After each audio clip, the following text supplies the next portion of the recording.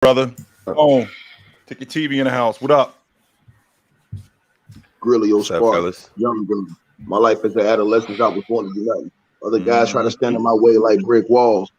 I should fear no man but God. The Lord knows we can get it on. Them things baptized, guys testing my pride, clearing my conscience in the liquor store. What a fit for Thunderbird, and I be guzzling hard. Who's that? Kumo D? Nah, it's that old when they went to Hot 97, The Rock. You understand what I'm saying? That's when Jay-Z took all the dudes up there. Benny Siegel, Memphis Bleak. Shout out Beans. Shout out Bleak. I feel it. Two Desert Eagles. Yo, what up with me? Shout out the whole Rockefeller squad. Hey, The shout out Rock. the whole PC squad too, man. How y'all feeling today? I'm feeling good, Well, man. if we're giving shout outs, What's Shallow at, man? What's Shallow at? if we're giving shout outs, we gotta shout out. I saw you guys at the MLB All-Star game. Did you shout out my boy Vlad Jr. for winning the home run derby? No. Huh? Did you buy my brother any shots? Did you matter of get fact, my brother any hookups because you know he's there? I'll Did you be give right him back. any love? Hey, Yeah, I'll Tone. be right back. That's what I thought. Tone, where is Shallow at?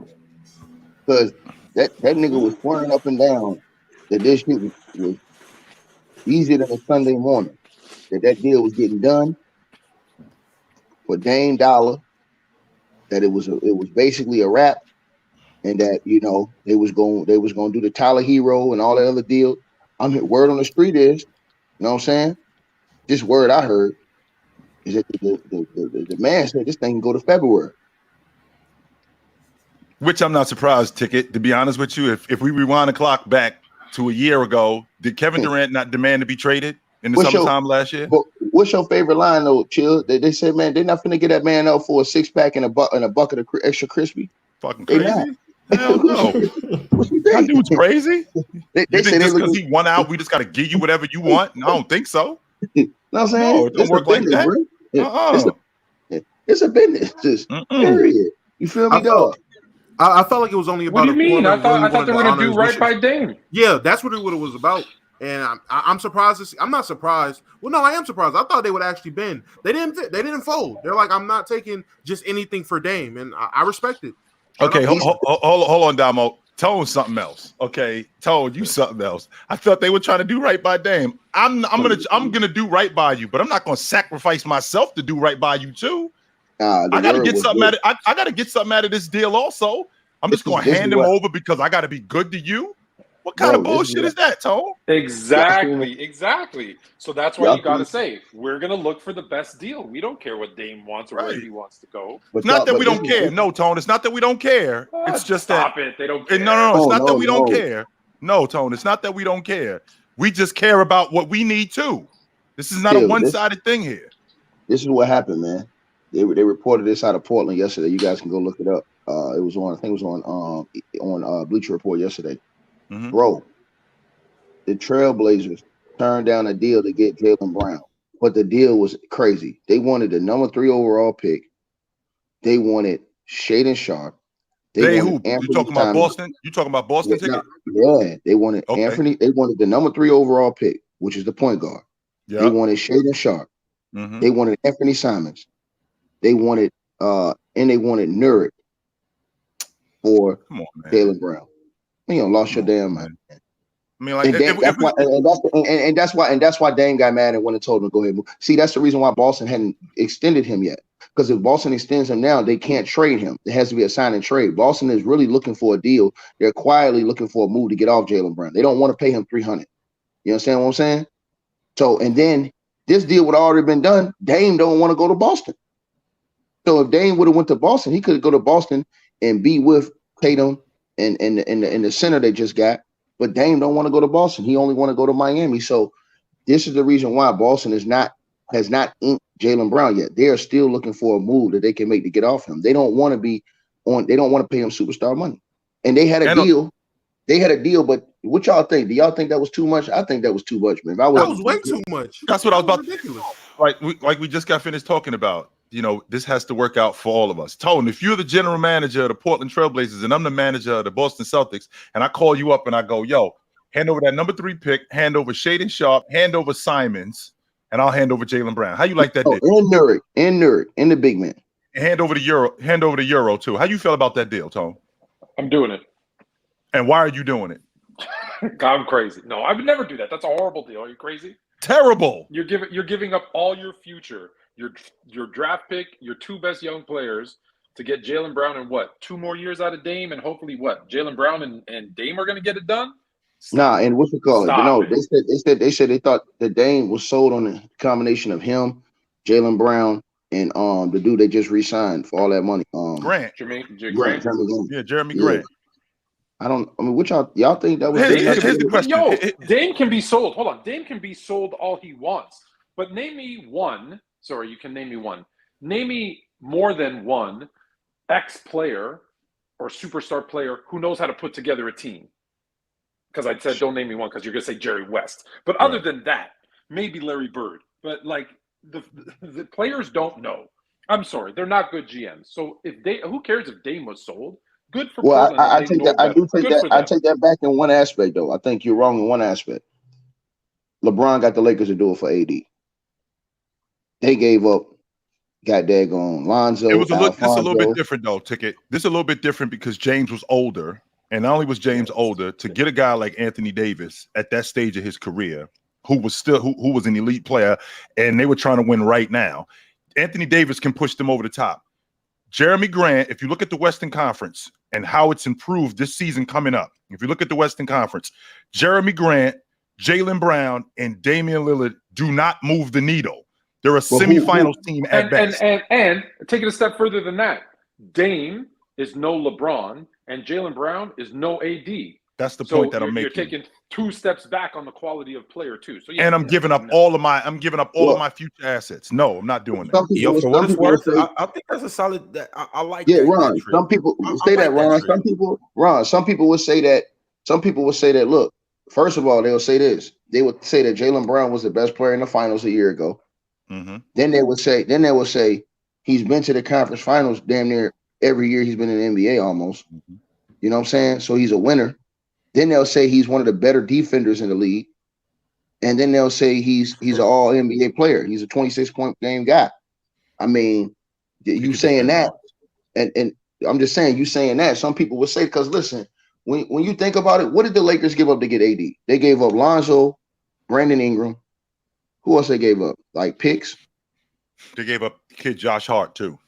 They gave up Lonzo, Ingram, who ended up being a one-time All-Star. Mm-hmm. Josh Hart. Didn't they give up Nance too? Wasn't he on that crew? No. I don't know. No. Magic was ready to trade the whole team. That first deal Magic was ready to get, he was ready to give him everybody. He was ready to give him the whole damn team. And then they came, and they still rejected that trade. That's why Dell Demps got fired. Because he rejected that first trade that Magic had on the table. Then once Magic left, Rob turned around and got a better deal. He got a deal that gave less, but it was still, some people thought it was a lot. I think it's the jury's still out because we got to see what Brandon Ingram becomes. You know what I'm saying? But for me, man, I ain't giving up all that shit for no for Jaylen Brown to get Dame Dollar, man. I'm sorry, because my whole thing is Dame good enough? And see, that's the point that I was telling y'all all this time. Is Dame good enough to where if you put a player that's lesser than him on his team, that he can win a chip? So, Ticket, to your point, it was Alonzo, Ingram, Hart, 3 firsts, including the number 4 pick in the 2019 draft. Right. So they gave up being really good. They gave up being really good for 7 years to get 1 ring. To win right. So, but again,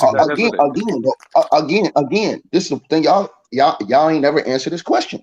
Everybody getting mad, but is Dame Lillard right now good enough to where he can be the number 1 on the team and win a chip? I've been saying that. I've been saying that. So why are we? Hold on. So I want y'all to answer the question then. Why the hell are we upset with Portland when y'all know Dame knows they're not going to get a player there better than him? He doesn't want a player that's going to come there that's better than him, but he's still talking about he want to win a championship. Come on, bro. Upset with Portland. Well, does he not want a player that's there better than him though? Ticket. Do we know that for a fact? No. He said that. He said that he want to be the man on the team. That's why this is the reason why he really wanted KD last year. No. But did he want KD, Myles? Well, he sent that little cryptic tweet of KD in a Portland uniform. I mean, I don't know what that was. And what I heard Damian Lillard say was he was worried about the narrative. He looked like he was worried about the narrative about joining a super team, number one, and he wanted a chance to win an NBA championship. I didn't hear anything about him saying he wanted to be the man. He wanted a chance to win the NBA championship. Now, with that being said, we seen him ticket as the man. We seen him as the man, and he took his team to the Western Conference Championship. That's as far as they had gotten. You think? Hold on. So let me ask you this question. Did he really say that? I didn't hear that either. Yeah, he said that. He said that. But let me hold on. He said he wants to be. When did he say he wants to be the man? And let me just clarify. No, I didn't say that. Hold on. And if he did say that, no, I'm asking Ticket. When? Because I didn't hear him say that either. That he wants to be the man. So hold on. If he did, when he said I want to be the man, being the man could be different than being the best player. Well, no, right? He said you can be the leader of the team and not be the best player. You can be the second best player and be the leader of a team. He said that in an interview with Taylor Rooks. He was just saying that he didn't want to go team up with other stars because that was weak. He wanted to be the man on his team, and if he could recruit other guys to come be under him, be with him, then he would accept that. But this is my whole point to y'all, bro. I want y'all to think about this. Even if he would have got KD, do y'all think he would have won a chip? Because remember, KD and we all think Kyrie's better than him. KD ain't won a chip with Kyrie. We all think that Devin Booker probably right now. Do you guys have Devin Booker on the same level as Dame right now? Who thinks Kyrie's better than Dame? I don't think I do. I don't think that. You gonna lost your damn mind. He is better than Dame. I always thought Kyrie was better than Dame. Kyrie ain't better than Dame, nigga. I don't think That's a good one. I Come can't wait to do on, that. man. Come on, man. We're not gonna do that. Bro. Kyrie is. I didn't know that. I didn't know that was something that. I noticed you do that shit, bro. I noticed you do that shit, bro. Anybody that beats LeBron, you try to downgrade their game, nigga. No, that's not true. Whoa. I know what it is, nigga. I know what it is, nigga. I hate it in your heart, nigga. That's not true. That is not true. I think Kyrie Irving is fantastic. The best ball handler that I've ever seen. Do I think he's better than Dame? You know what the separator is? The separator is the other stuff. Had Dame gotten with LeBron James, I think they would have still been together. To be quite honest. No, because Dame don't hit that shot. Dame don't hit that shot, Kyrie. First of all, we don't know if Dame don't hit that. We don't know if Dame doesn't do that. The reason why we don't know that is because I have seen him in clutch moments in the playoffs. Mars mentioned the first round. Mars mentioned the first round of the playoffs. I did see him in other spots in the playoffs make big shots in order for his team to move further. I did see that. We completely forget about stuff like, I'm glad you brought that up, Mars, because we had this conversation already. We completely forget about the Denver series because I keep bringing it up. Like everybody talks about how bad he played. How did we get to Game 7? Can anybody tell me how we got to Game 7 of that series? That Portland was, by the way, they were down in that series. He played great in Game 6. And so if he doesn't play that way in Game 6, how do they do? What happened when CJ dropped 40 in Game 3? What did he do? Well, exactly, Ticket. So those things snowball, right? Those things snowball. CJ does what he does. Then we get to Game 6. If he doesn't do what he did, they're out. That 41 that 41 that he built, they're out. Bro, all of this stuff. When you say what you just did, though, Chill, you just said that he's better than Kyrie. Yes. Kyrie probably got. Hold on, Kyrie Irving not only is a world champion. Mm-hmm. Not only probably as a number 2, he damn near got similar All-Star games. Kyrie Irving is damn near 50. He's damn near a 50, 40, 90 guy. So he way more efficient. He's a better 3-point shooter. As a number 2, he's better from the field. He got better handles. Kyrie's a better 3-point shooter than Dame. Yeah. The last couple years. The problem is. He's hold on. He's almost been a 50, 40, 90 guy like 2 times in his career, right? Hold on, Mark. Yeah, I think he's been 50, 40, 90 once. You're confusing. But no. I said he's almost been in 3 years. Don't lie, bro. I said I think he's been 50, 40, 90 once. I don't know. That's 2021, Mars. That was it. He's hold on, no. But he's almost. Times he's almost been it 3 times. So watch this, y'all. And this is to get all the cap out the way, right? This has nothing to do with LeBron. Kyrie, hold on. So Kyrie Irving, he ain't a better 3-point shooter than Dame. Kyrie Irving from the 3 last year with Dallas shot 39%. Right. In the limited. The year before that with Brooklyn, he shot 40. Hold on. The year before that with Brooklyn, he shot 41% from the 3.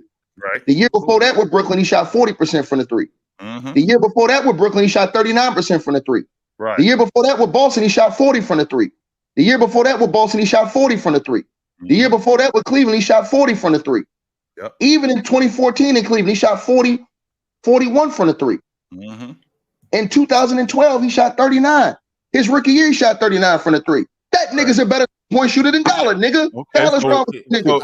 I don't agree. He's 39 for his career. Hold on. He's 39% from the three for his career, nigga. You can't make them numbers up. And what and the numbers are correct. I agree. They are correct. Yeah.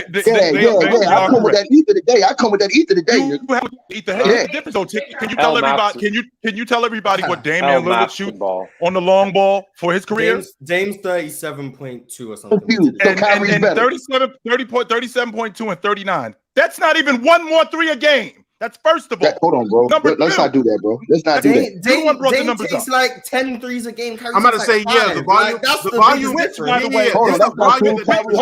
That's a lie. Kyrie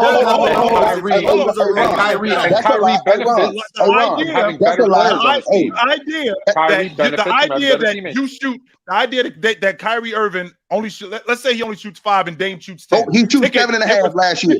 Okay, so he shot 7.5. Okay, and Dame took how many? Like 11? How many did Damian Lillard take? Hold on. No, Dame took 11 last year. Dame took 11 last year. No, you didn't. You didn't get nobody. You know why you didn't get nobody? Because you're the same one who said that it's much harder to take more threes than it is to shoot. He's shooting the same as in the last 2 years. 11 and 7 are not the same thing. No, he don't even shoot 11. In fact, how many threes? He's looking at percentage. He's not looking at volume. He's looking at percentage. That's what Tickets. Oh, how many threes did Dame shoot last year? 11. He shot 11 threes last year. Kyrie shot 8. Okay, so the year before that, Kyrie 8 points. The year before that, Kyrie 8.7. The year before that, Kyrie shot 8.7. 8.2. No, 8.7 with Brooklyn. 8.7. That's still the same season. That's okay. I got you. 8.2. I got you. Keep going. 8.2. Dame shot in that season 9.8. The year before that was the year Dame was hurt. In the year before that, Dame shot 10.5. The year before that, Kyrie 7. The year before that, Kyrie again 7.1. The year before that, Dame 10.2. Dame is shooting a crazy higher volume of threes than Kyrie. Yes, Kyrie has a higher consistent. He's definitely more efficient from the 3-point line, like consistently or whatever. But it's way less volume. Dame taking. No, it's not way less. It's a little less. It's not way less. In reality, it's probably like a lot less amount of threes he's taking, and the range. Dame is probably one of the most efficient deep range 3-point shooters in the NBA right now. He's right there with Steph and Curry in terms of the efficiency from those threes as well. But Dame's a number one as well. Yeah. Don, let me ask you one question. He was shooting 11 threes a game? Yes. Don, let me ask you one question. That's why I said he's not number one. That's why I'm like, bro, you can't win with this dude shooting 11 threes a game. I'm sorry. Hey, Don, let me ask you one question, Don. You got one shot. The game's on the line. You want the ball in Kyrie hands or Dame? Kyrie. I'm going Kyrie. I think Kyrie's better. Who you going with, Chill? Who you going with, Chill? Damian Lillard. This nigga, man, you a goddamn. Hey, dog, you a chill. One short game on the line. And the reason why, wait. So the reason why I'm going with Damian Lillard is because I've seen him do it. Like you said, one shot to win the game. Which game we talking about? We talking because again, we've seen him do it in the NBA Finals, right? We have seen him do that, but we've also seen him, just like Damian Lillard, we've also seen him have terrible performances in the postseason. Terrible, like in 2018 when they played against the 2019 when they played against the Milwaukee Bucks. How terrible he was, the worst shooting performance of his career. We've seen him have terrible shooting performances. We've seen him not shoot the basketball that well. Damian Lillard, as the number one, has done more with his crew than what Kyrie Irving. And since you brought up the numbers, I'm glad you brought the numbers up. So how come you didn't bring up the fact that Damian Lillard has been an All-Pro double the times that Kyrie Irving has been an All-Pro? You know what that means, Ticket? That means that I am at the top of the game, a 7-time All-Pro within the last decade. That means that I am a top 5, at minimum, a top 5 guard in this league for half the decade. Can't say that for Kyrie Irving, because you know why? We're talking about an All-Pro for 3 times. That's it. Now, we only talking about numbers because you brought the numbers up. I wasn't even going to talk about numbers. I'm talking about his game, right? I'm not even talking about numbers. I'm talking about his game, right? So we're talking about a guy in Damian Lillard who the unit was built around. The unit was built around him from day one. Now, he got C.J. McCullough, who was progressing, and he lost LaMarcus Aldridge, who he still had, and they still became good. Kyrie Irving, on the other hand, when he's in Cleveland, there's a reason why they had the number 1 pick in the draft 3 of the 4 years that he was there. The reason why they had the number 1 pick in the draft, and why did he get hurt, Ticket? Meanwhile, Damian Lillard doesn't get hurt, so that's another positive for Damian Lillard. Not only that, we can't leave out the fact of how problematic Kyrie Irving is, as opposed to Damian Lillard, when you don't hear this kind of nonsense. Okay, Then well, add that into the rebuttal. fact of his game, him being the distributor that he is, him being the playmaker that he is, him being the scorer that he is, the 30-8 that he averaged, and I believe it was 2019, 2020. The fact that he had to have 3 60-point games in order for them to actually get to the playoffs. Kyrie Irving, on the other hand, none of that is happening with him. Okay, the fact that Kyrie Irving is a baller, I will not dispute that. He is not better than Damian Lillard. Okay, let me rebuttal. Go ahead, Ron. We're going to get to it today. Well, first of all, Chilltown is capologist of the world, Craig, and I mean of the world. So first of all, you want to talk about playmaker and playmaking. Here's the problem. The problem is when you play with a guy like LeBron James, who hogs the ball, who likes to run the point, who likes to do the point guard's job, that takes playmaking away from guys like Kyrie Irving, who can playmake, which is the reason why Kyrie Irving only averages 1 less assist per game for his career than Dame Dollar, who has the ball in his hands a majority of the game. Then you want me to kick your ass and talk about coming into the league. Coming into the league, Dame Dollar came into the league with a guy by the name of LaMarcus Aldridge, who was already at an all-star level when he came into the league. Now, you talk about Kyrie Irving. Kyrie Irving went to a bad Cleveland team. He got hurt, but every single year the team was starting to get better. The problem was he was hurt. He only played 51, 59, and then he played 71 games. Then they was going to re-sign him to lead the team, but Joe Boy came over and bulldozed the franchise, and that's the reason why Kyrie Irving didn't get a real chance to really see how he could do as a leader of that team. Then let's talk about this. He gets traded. He goes to Boston. What do? He immediately leads them to the best record in the NBA. Nobody ever had a problem with Kyrie Irving and said anything negative about Kyrie Irving until he left LeBron James. These are facts. We never talked about anything negative about Kyrie Irving until the day he left LeBron Ramon James. These are the facts. And this is the problem I have. Guys like you who cap a lot, I'm going to go ahead and crush this. Kyrie Irving's a way better free throw shooter than Dame. Well, not way better. He's better free throw shooter than Dame. He's better from the field than Dame. He's a better finisher at the basket than Dame. He's a better ball handler than Dame Dollar. He's more clutch than Dame Dollar. He's a better three-point percentage shooter than Dame Dollar. Even though Dame shoots more, it doesn't mean that that's a better, because that's even stupider the way he plays, which is the reason why his ass has early exits out of the playoffs, because he comes up jacking up these bad shots. And for you to say that you would take a dude who always showed you when the moment got bigger, his shots got worse, that you would take him over a dude when the moment got the biggest in almost the history of the NBA, that he made the shot. When you had another guy like LeBron Ramon James on your team, bro, this is easy work, man. Stop playing with me, Grilltown. You can't do it, dog. Okay, so let's rewind. I'm glad you brought that up. So I'm glad you brought that up. One last thing. And then you talk about the all NBAs. Well, give the people context, sir. When you're Kyrie Irving, you can't make all NBA playing 60, 20, 54, 29, 60, and 40 games. It's not going to work. It's not going to work. So this is the reason why Dame was making those, because he was playing more games during those times. But the last couple of years, when Dame played 29 and 58 games, go look where he was at, right? But then when you look at a guy like Kyrie Irving, sir, he still was an 8-time All-Star, right? So 8 times he still was an All-Star. He's still an NBA champ. He was still Rookie of the Year, even though he played those limited games. So I'm just saying, at the end of the day, when we look at a guy like Kyrie Irving, and we look at him, and you look at his career averages, right? I'm just saying, bro, we look at him, we look at Dame. Right. You ask me who I'm rolling with. Right. I got to roll with the heartbreak kid, Kyrie Irving, man. Because I know one thing. I know one thing, Chilltown. He ain't folding under no circumstances. And guess what? You can't take one thing away from him. If I take the 3 away from Dame, what do he got, sir? Okay. So let's rewind the clock. Let's rewind the clock back to the playmaking idea. So the playmaking idea. So I want you to remember, Ticket, like you talked about me being Cap-A-Lot Records, and you talk about those being facts. So you left out the fact that in 2016, just so you know, in the 2015, 2016, you know that Kyrie Irving took more shots than LeBron James did that year, right? He had the basketball more than LeBron James. In fact, James played off of him. That's what that was. So we'll start there. Then let's fast forward the clock to when he was in Boston, when they had the best record in the league. Just so you know, Ticket, they lost him. I believe they lost him in like game 60.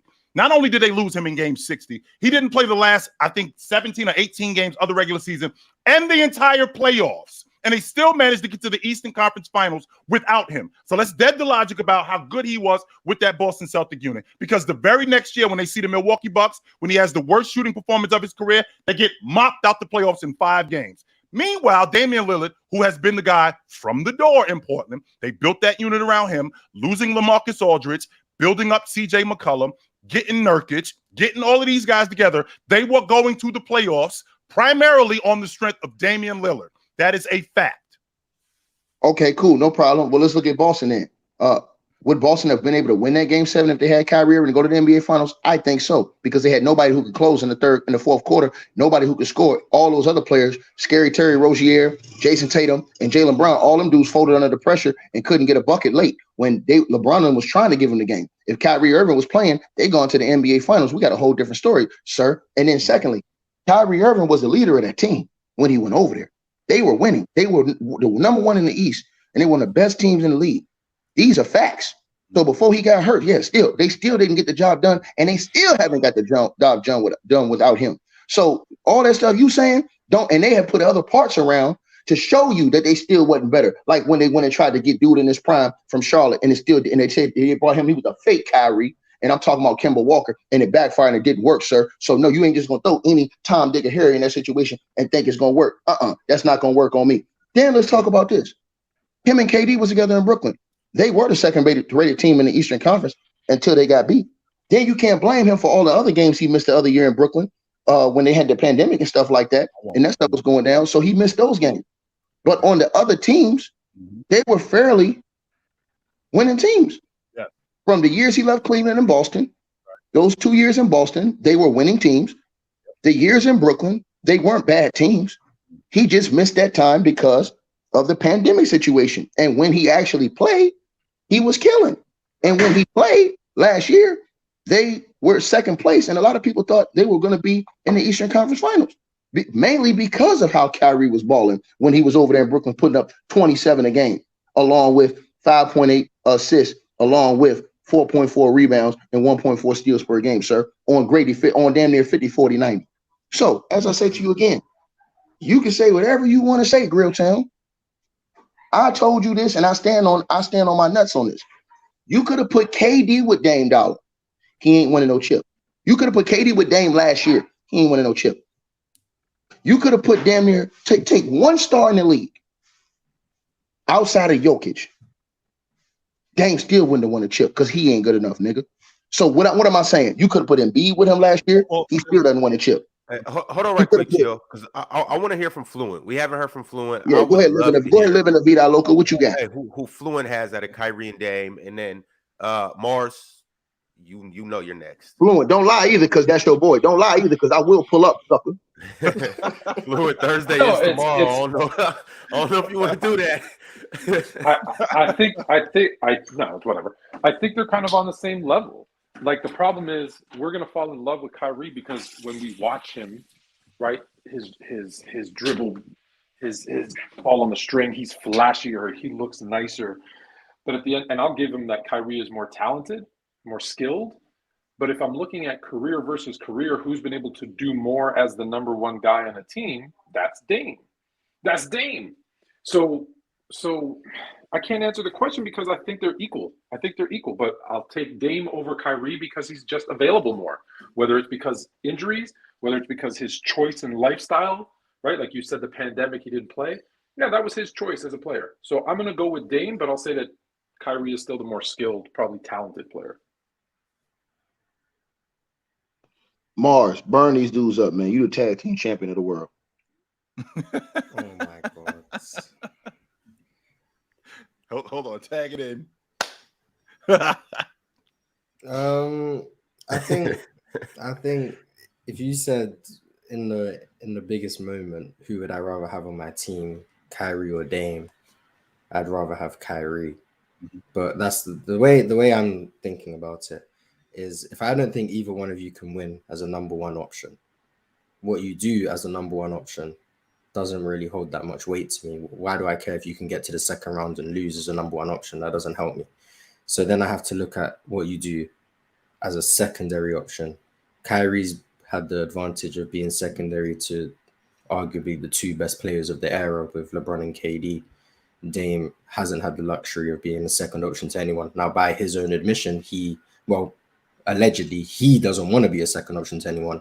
That's his ego getting in the way or whatever he thinks how good he is. But we haven't seen Damian Lillard as a secondary option.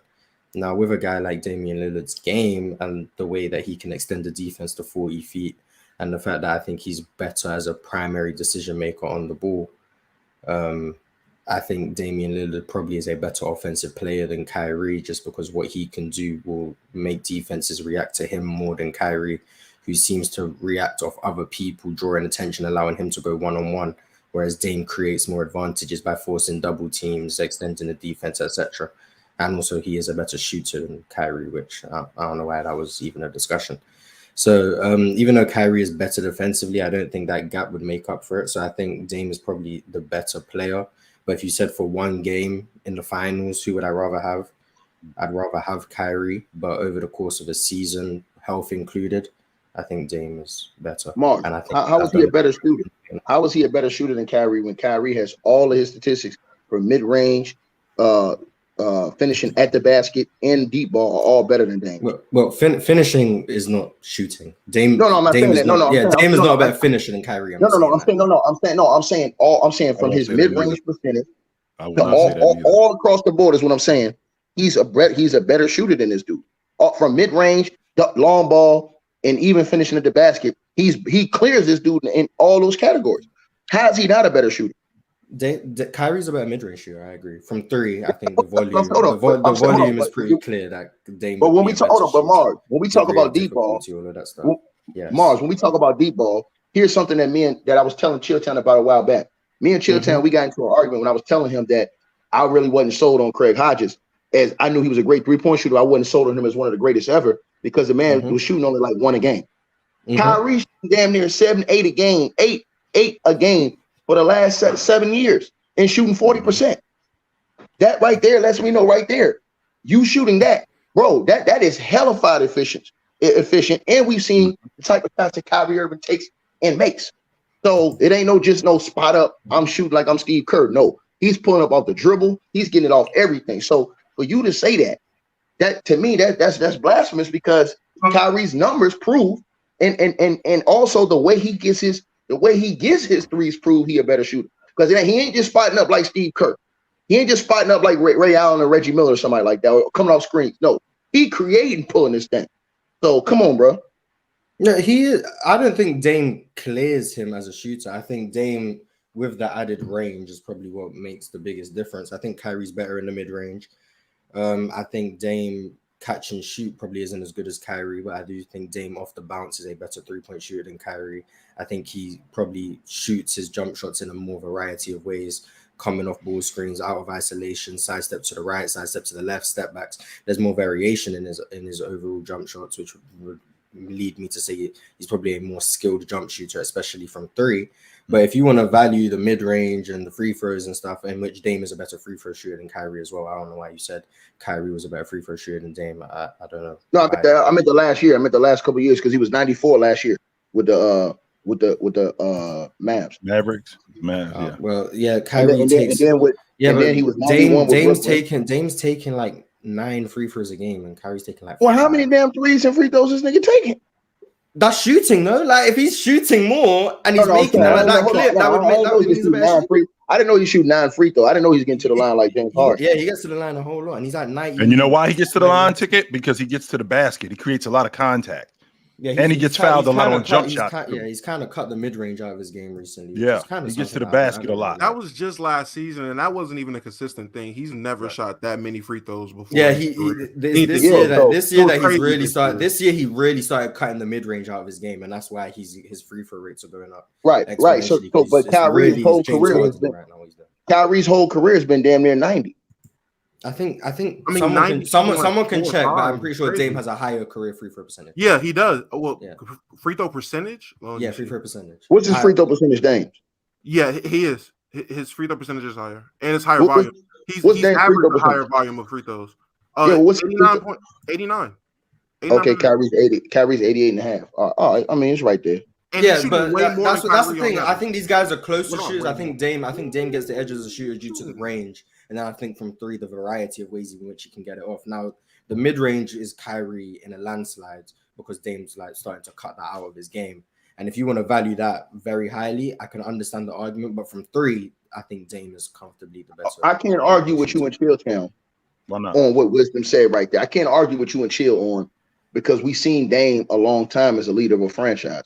Mm-hmm. Now, the best he did was go to the conference finals one year and get smoked. We seen Kyrie Irving do that with the Celtics, but he got hurt. So everybody takes it away from him. You see what I'm saying? Because he got hurt and he wasn't like on the court, but they still would have did it with him on the court. It wouldn't have been no Are different. You sure? It wasn't like he got hurt in the West. It's not like he got hurt in the Eastern Conference semifinals. It wasn't like they got. I don't think they get worse if Kyrie's there. That's what I'm not arguing, Mars. But what I am going to tell you is I think the last 22 games that he missed, I think they went like 16-6. Those last 22 games. Where did they go before that? Yeah, so I think they were the 1 seed before he went down. They were the 1 seed. They were the best team in basketball. 100%. Hold on. And then one of them years, his second best player got hurt in the first game, messing with your boy LeBron James. When Gordon Hayward hurt his foot in that game, or second game. First game of the season, broke his leg. First game of the season, broke his leg. They were 41-19 when Kyrie played. Yep. Which ain't, to be honest with you. To be honest with you, if Gordon Hayward doesn't get hurt, we don't get introduced to Jason Tatum as early as we did. Just so you guys know, if Gordon Hayward is in the lineup, we don't get introduced to Jason Tatum as quickly as we did. He gets to play behind Gordon. I do think Kyrie gets a disservice as a number one because of that Boston situation. Yeah, because people use 2019 against Kyrie, but that's so different to 2018 because now everyone understands egos and stuff. You've had a bunch of young players who were elevated into a role that they probably weren't meant to be in because Kyrie and Hayward weren't there. And now when they come back, they still think they deserve the touches that they were getting the year before. And now you have to manage all of that stuff. And then when the team is now worse because you have Marcus Morris thinking he needs shots, Jason Tatum, Jaylen Brown, Gordon Hayward's back in the fold, Terry Rozier, and Kyrie, that's just a bunch of people that you now have to manage in a situation that you didn't have to deal with last year. And now we're blaming Kyrie because the team lost in the second round, when there's a whole bunch of chemistry issues that they had to deal with. And now if you want to say that's Kyrie's leadership, that's fine. But to act like Kyrie just made the team worse, I think is disingenuous. I don't think that I won't say that he made the team worse, Moss, but that sounds to me like if my young guys get to play a significant amount of minutes in the postseason to better them for the next season, in the words of my man Marlo from The Wire, that sounds like one of them good problems because now I got guys coming back next year that are going to be better. Not only are they going to be better, my team should be better. That's a coaching thing, but that shouldn't hamper who Kyrie Irving is as a player. He shouldn't have postseason performances like he had where he shoots the worst of his career. He played terribly. Should not happen. He was bad. We beat Chitchat. That's why I'm saying, like, I can't beat you with the argument that Dame let his French because Kyrie, from the third year on in Cleveland, he never got a chance to finish. Like every year he got better, but he was getting hurt. Every year that team got better. Go look at their record. Each year they were getting better, but Kyrie was getting hurt, so they couldn't see substantial improvement. You understand what I'm saying? And then LeBron comes in year 4 or year 5, whichever year it was, and then he doesn't get to do it. That's another reason why he wanted to leave because he never got to finish trying to be a leader of a team. And I think that's where what Mars said, everything got derailed that second year in Boston when, you know what I'm saying, those guys' head was blown up. And then we remember how it ended up. And then you go to the Brooklyn situation and then it's all bad. You know what I'm saying? So I can't beat you with that on Dame. But all I'm saying is based off the skills that I've seen, based off the performances, based off of what I've seen Kyrie do in the biggest moments and big moments in the playoff versus what I've seen Dame when the moments get bigger. I ain't trusting Dame in that situation, game 7 on the road in Golden State with Curry in my grill, him pulling up from Beijing and hitting it for us to go get a champion. I'm not trusting Dame in that situation, especially what I've seen from him in big game situation where he don't got strip shooting threes trying to win a playoff game. With big games on the line in the playoffs. I don't seen him get locked up by Drew Holiday. You think Drew Holiday gonna put the clamps on Kyrie Irving like that at that time? Hell no. Eric Bledsoe did. But anyway, put that super chat that you just had on the screen. Put that other one. Mike, we are getting to the super chats today. We do not have an L host today. Don't put the pressure on Ron. We got a W host today. He is going to read these super chats today. Okay, we're putting the heat on Ron ass today. We know that you guys pay because we know that you guys want to talk about the stuff you want to talk about. So Ron is going to read the super chats today. Get to it, W host. No yes, pressure, you are man. W host. No pressure. W host. Absolutely. I'm actually gonna get into them right now. But as you guys see, we just talked about Dame and Kyrie. You can see the title of the show. We're gonna get into this D Wade T-Mac. This is gonna be our first verses of the summer. We got a lot of these coming up. A lot of verses. Mars, you remember the old day when we used to do verses? The good old days, yeah. Yeah. We bringing stuff back from the archives. I think you guys gonna like this one. We also gonna get into the top 15 passers. It says all time, but we're gonna do currently. We're not gonna get into this John Stockton and Low gonna pop up here and he gonna start trying to. Yeah, no, I want to know. Why can't we do all time? Let's do all time. Mars, it's in the title. Let's do all time. So you could drag Stockton through the mud. Mars, I'm gonna have Stockton on the list. I'm See, I'm not low. I'm not low. Just so you know, I don't know if you saw it yesterday, but Ticket, if you would have heard Mars talking about Isaiah Thomas, you would have came through the screen and you would have put his ass in the sleeper hole. That's all I'm going to say. That's all I'm going to say. Hey, Ticket, I'm not going to get you started. I didn't even say you and me already go at it. But if you would have heard Mars talking about Isaiah Thomas yesterday, you would have climbed through the screen and jumped on Mars' ass and put him in the sleeper hole 100%. I didn't even say anything. I didn't even say anything disrespectful. Hey, hold on. Let me say this to Duppy in the comment section. Duppy, you talking about something? Yeah, I don't think Kyrie could hit that shot on Paul George. Nigga, it's a difference between hitting a shot in a game 7 in the NBA Finals with everything on the wood than a second round or first round 3-point shot. A first round 3-point shot to send a team home. And just to add on to that, Ticket, Kyrie isn't dumb enough to shoot a 37-footer. He's going to create a shot that is closer to the rim because he's not going to just shoot. We definitely have to get to the bottom of that, Mars. Okay. Like Dame had 15 seconds to create a shot and chose to do that. Kyrie's not settling for that shot. Kyrie is going to get into the mid-range, pull up, or he's going to take a pull-up 3. He's not shooting from 37 feet. So you don't need to rely on Kyrie to do that because he's going to create a better shot for himself. No one forced Dame to take that shot. It's not like he had 1 second and just had to do that. He ran down the clock to take a sidestep 3 from 37 feet. Sidestep to his right. Do you know how difficult it is for a right-handed shooter to sidestep to your right from that distance? Like in your estimation, Mars, sidestepping to the right. In your estimation, Mars, if in your estimation, Mars, he takes that shot 10 times. How many times does he hit it? 1, 2, maybe. One. Yes, I think he got the 1, and maybe there's another one. That's it though. He's missing that shot. At minimum, he's missing that shot 80% of the time. Kyrie's not settling for that shot. Even Chilltown will tell you after the block, that shot won the game. That Kyrie Irving shot won the game. So cut it out, man. If Kyrie doesn't hit that 3, the Cavs don't win that game. James went to the stripe and iced the game, but that shot that Kyrie Irving hit was huge. That won the game. That was the backbreaker. That tore everybody ass up. The block and then the 3. That is what did it. But that shot, bro, come on, man. And Kevin Love looking up Steph Curry. All right, fellas. Give them all credit. We're going to jump into these super chats right from the top. Liam McLean said, hey, guys, do you think there will be another league to rival the NBA like N1 in the future? Hey, man, slam ball. Y'all see it? Y'all see it coming, bro. Slam ball going crazy. I saw Ice Cube say that the NBA is trying to, diminish the big three. The only way they win is this, Ron, is if the top players, if LeBron, KD, Steph Curry, and the top players say we're going to go do our own league. Then you know what happens? All the TV money, all the sponsorship money go with them because they're the stars, they're the draw. That's the only way. More likely what you'll see is another league that'll come out and I know you guys don't follow golf, but in golf, the LIV tournament came out, offered the best players crazy amounts of money, and they fought it, and then they ended up just partnering and becoming one.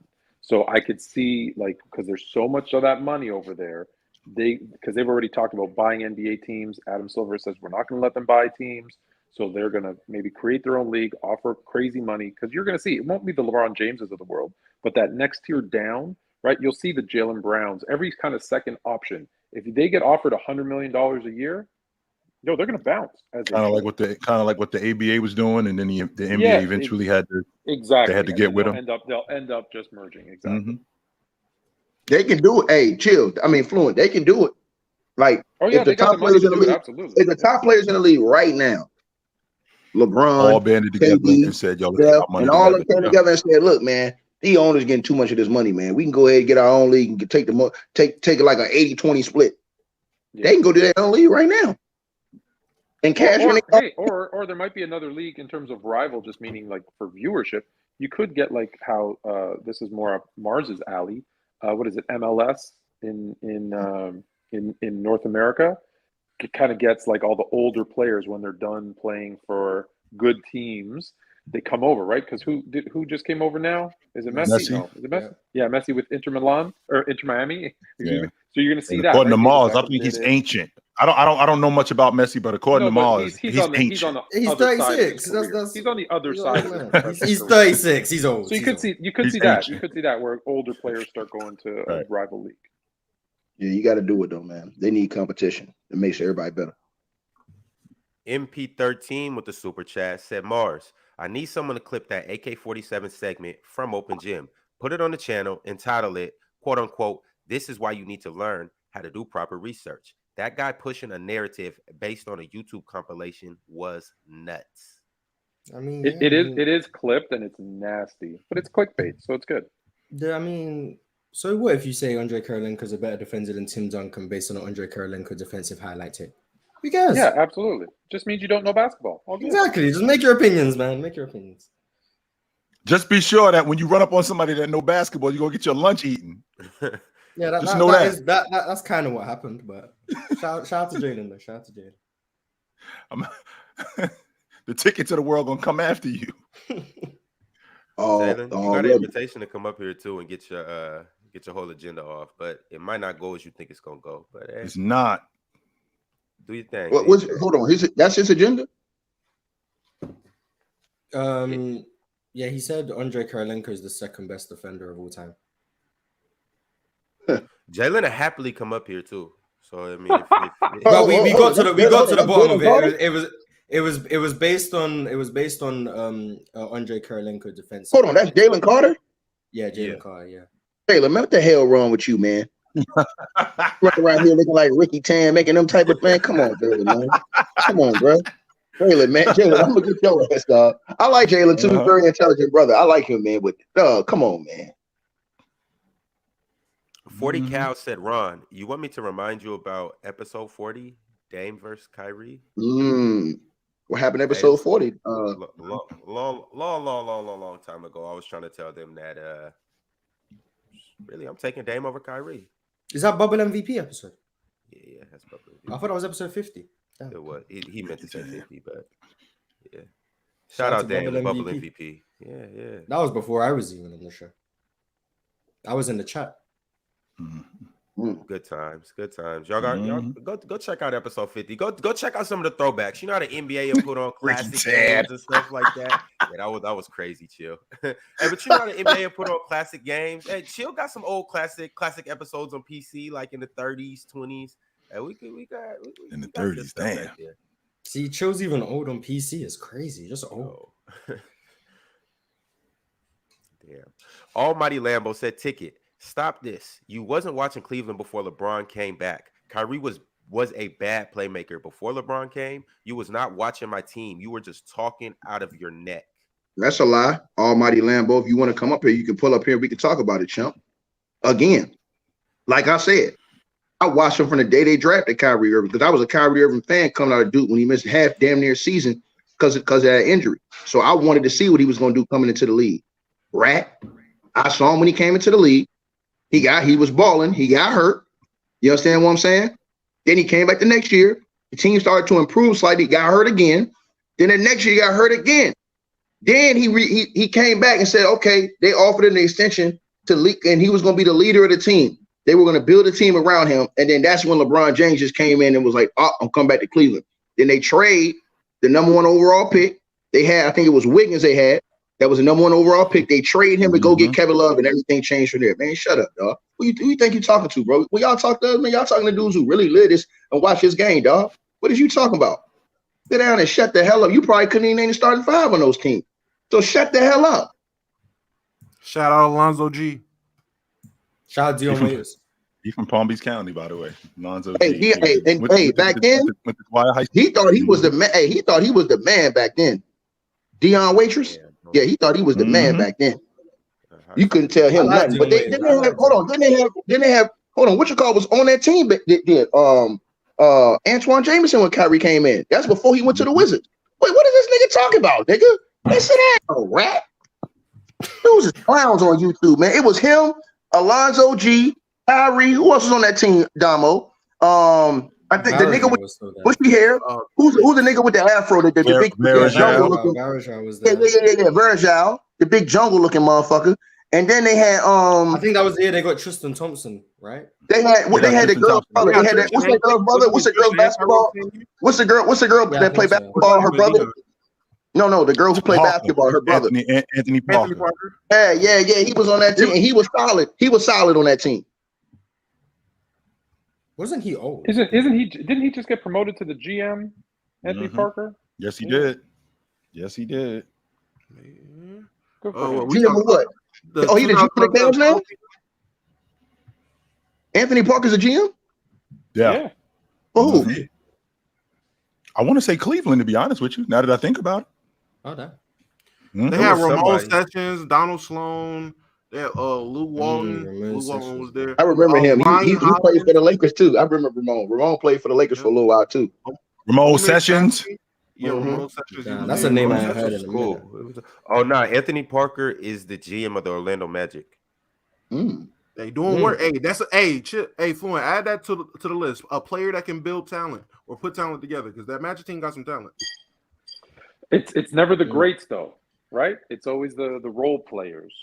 The role players are always the better coaches, the better GMs. On there's exceptions, but for the most part, it's the role player. And shout out to Anthony Parker. He and Reggie Miller know what it's like to have a sister that's better than you in basketball. Cheryl Miller is not better than Reggie. Cheryl Miller was better than Reggie. Stop it. No, she Cheryl wasn't. was better than Reggie. No, she was not. All right, Cheryl was a demon. Even Reggie crazy, will tell man. you Cheryl's better than Reggie. Anyway, I'm sorry, Ron. What about Candace? You didn't say anything. You didn't say if Candace is better than Anthony Parker. No. Yeah, she is. Man, your sister can't be better than your brother, bro. She can't, yo. What you talking about? What you talking about, Ticket? I can't play about. You're like, really? They said Cheryl Miller. They said go to the park.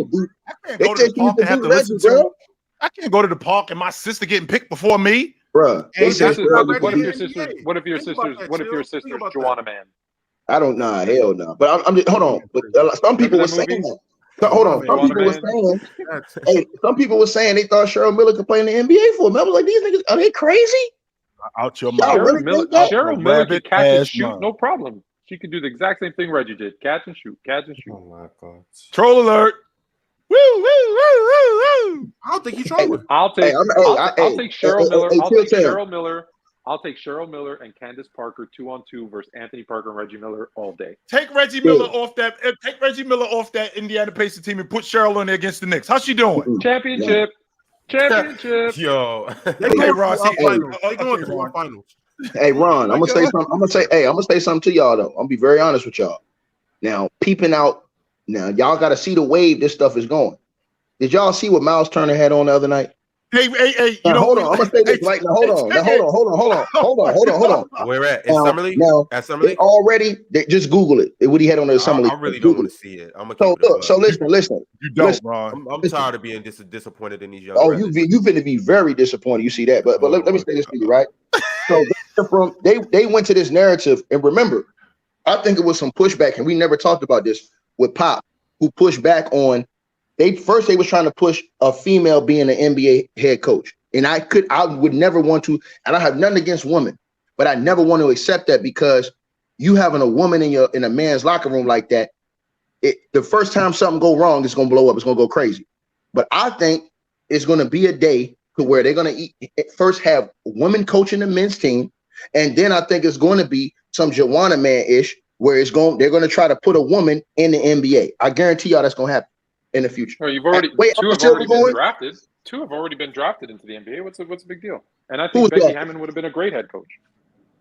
No. Who was drafted? What woman was drafted in the NBA? I forgot her name. Google it. Ticket. It was a documentary on her. Shaq actually did a documentary on her. She played for a small school down south. She was awesome too. She got picked by the Jazz in like the 6th or the 7th round, but she wouldn't play for them because she wasn't sure that she could play in the NBA. How would y'all feel about that though, Till? How would y'all feel if they let women play? And no disrespect to women, but how would y'all feel if they let women play in the NBA?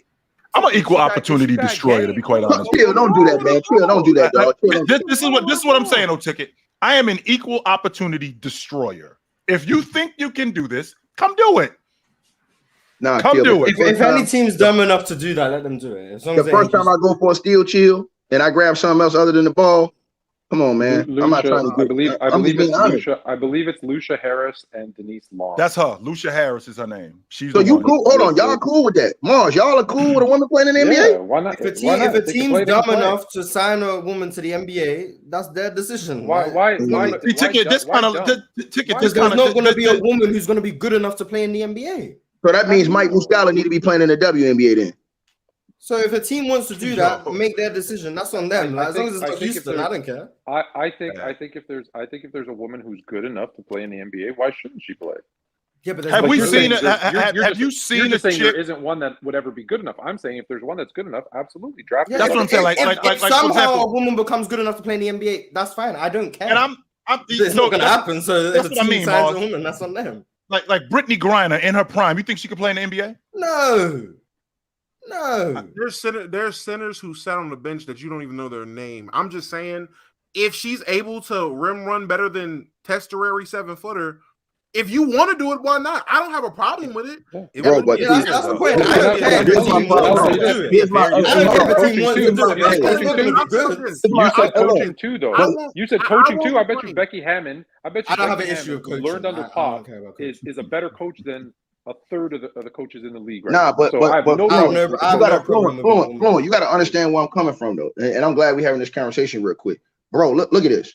If we talking about having women in the NBA, now you gotta change the rules because now you can't be as physical with them. You can't foul them the same way you foul your brothers. Yes, you can. No, because hold on, Yes, talking you about a can. woman. Hold on. No, you're not hearing me. A woman's body ain't built like a man's body. For Then she example, won't make if she's on then she no, won't make the league. I'm Then saying she won't make the league. Right, that's the point, Ticket. And on top of that, it's the same logic with coaching. It's like a woman's been. Becky Hammond been on the sideline with the Spurs for how many years? She's been on the sideline. She know the game. If you got a problem, she knows the game. If you got a problem playing for a woman, that's a you issue. I'm not saying. I'm not Like you saying the locker room. I'm not missing your point, Ticket, because I know what you're talking about in terms of in terms of. So, for example, so you got Brittany Griner running the floor, Ticket, and you got to slow her down. Now you're going to be a little bit. You're going to be a little bit more. You're going to be a little bit more hesitant to move her or to knock her around a little bit when you shouldn't. But you shouldn't do that. Hold on, she's going to be on the floor, rough her up just like you would rough up a dude that's 6'9". Rough her up too. Bro, if hold on. Yeah, man, let's be real, man. They ain't put no goddamn on Brittany Griner on the court against no goddamn on Joel Embiid, man. Cut it out, man.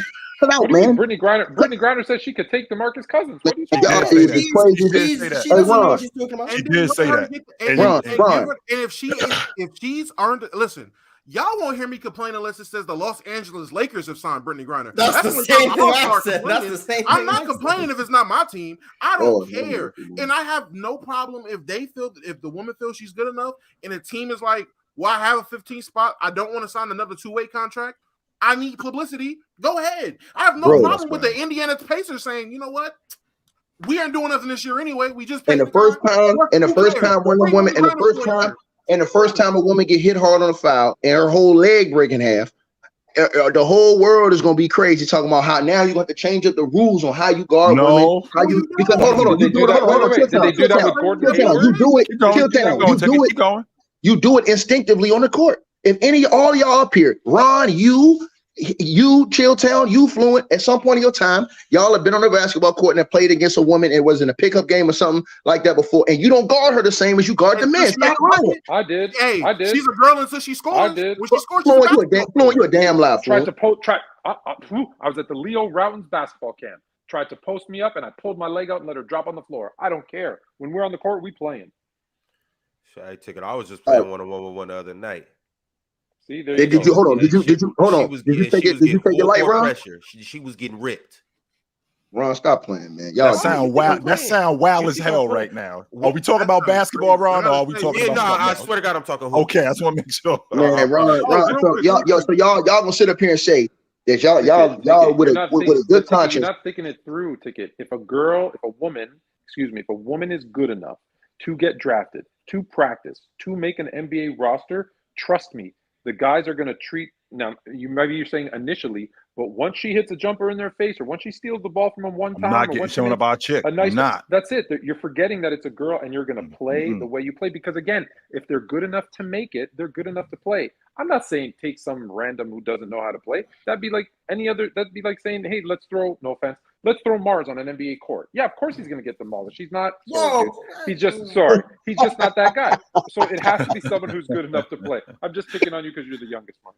Hey, no, but in order for this to even happen, the women have to start playing with the men's ball anyway. Because listen, I don't have a problem. There's a lot that would have to change. You're right. I don't have a problem with the women. With y'all saying, oh well, if Becky Hammond, I'm not saying she can't coach, but I'm saying that it's gonna have to be some rules put in place. You can't come in this goddamn locker room for 30 minutes after the game. Oh, you can come in and then you have to leave when we get see all these different things. It's gonna have to be a different set of rules. Don't they have the same thing going on with the WNBA because they got male coaches, they got male assistant coaches, they got male head coaches. So it's the same logic going on with the WNBA. Exactly. Yeah, but hold on.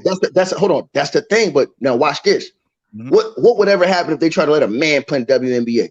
They will reject it. They will. It's coming. It's coming if they transition. It's coming. Yeah, we're getting there. 2020. Wait, hold on. I just wanted to say too. Ticket brought up Myles Turner outfit. Yo, your age is showing, man. There's nothing wrong with his outfit. The fit's okay. It's not. That's bad. okay. Hey, Damo. Hold on, put that on the screen, Ron. Put that picture on the screen, Ron. Talking about what I'm talking about, Ticket. See what I'm talking about? Put that picture on the screen, Ron. I gotta pull it up. Damo, this shit is whack, yo. That gear is whack. What he got on? You gotta show me. I haven't seen it. I don't think it's that deep. I don't think it's that deep. Damo. Are you serious, Damo? Or are you trolling, bro? Are you serious? Or are you trolling, bro? Serious, Damo? Or are you trolling, bro? No. It's not that deep. It's Mars, not that that shit is bad. whack. Are you gonna? Whether or not you like the outfit, I don't care. I just don't think it's that deep. I don't know why people are making a big deal of it. Oh, hold on. I'm gonna tell you why. First of all, I'm gonna tell you why. Not only do the way he's sitting, the way he's sitting is crazy. The way he's sitting is crazy. I give you bro. that. You don't have no problem with the scarf around his neck. You don't have no problem with that scarf around his neck like that. I grew up watching Scooby Doo. I know what an ascot is. What we talking about? Y'all is crazy as hell, man. What the Dom? What school y'all young fellas don't went to, man? This shit, yo, get Dom, down. come on, bro. Okay. No. Show the other picture. Show the when he's sitting upright. You gotta send it to me, Damo. Send it to me. Dom, come on, man. Dom, you cool with that? He took With it. how he's sitting Dude got on on. He got on lavender pants. Let's talk about the lavender pants. The lavender, as in the words of Mars, the lavender knickers that they had. Come on, man. There. So you got on lavender knickers with the a white blouse. Big one. The wifey blouse. The wifey scarf. The wifey scarf. It's not a white. And then look at it. Hey, Chitchat, look at the shoes, Chitchat. Look at the shoes. That's an ascot, man. Come on, The shoes ascot are fire, bro. Man, Cinderella slippers he got on. Damn Cinderella slippers he got on. Prince You and guys Rick are James crazy. walk around looking like whatever and get mad at this. Prince is way different. That's Okay. right. You saw how sick of Prince y'all, dressed. You man. got a problem with this? No, there's no problem. Prince was walking around with his butt out in leather pants, and y'all wasn't even complaining. Like, Ho! No, I was. Come on, man. First and foremost, Come on, anybody man. who know me will tell you I was always on Prince case with them tight ass pants. Get the hell out of here. Dennis Rodman went out in a wedding dress. We wasn't riding with Dennis either. We was against Dennis doing that too. Don't think we with Dennis doing that. Myles Turner, I know you watch the show. Myles Turner, I know you watch the show. Do you, brother? Do you, man?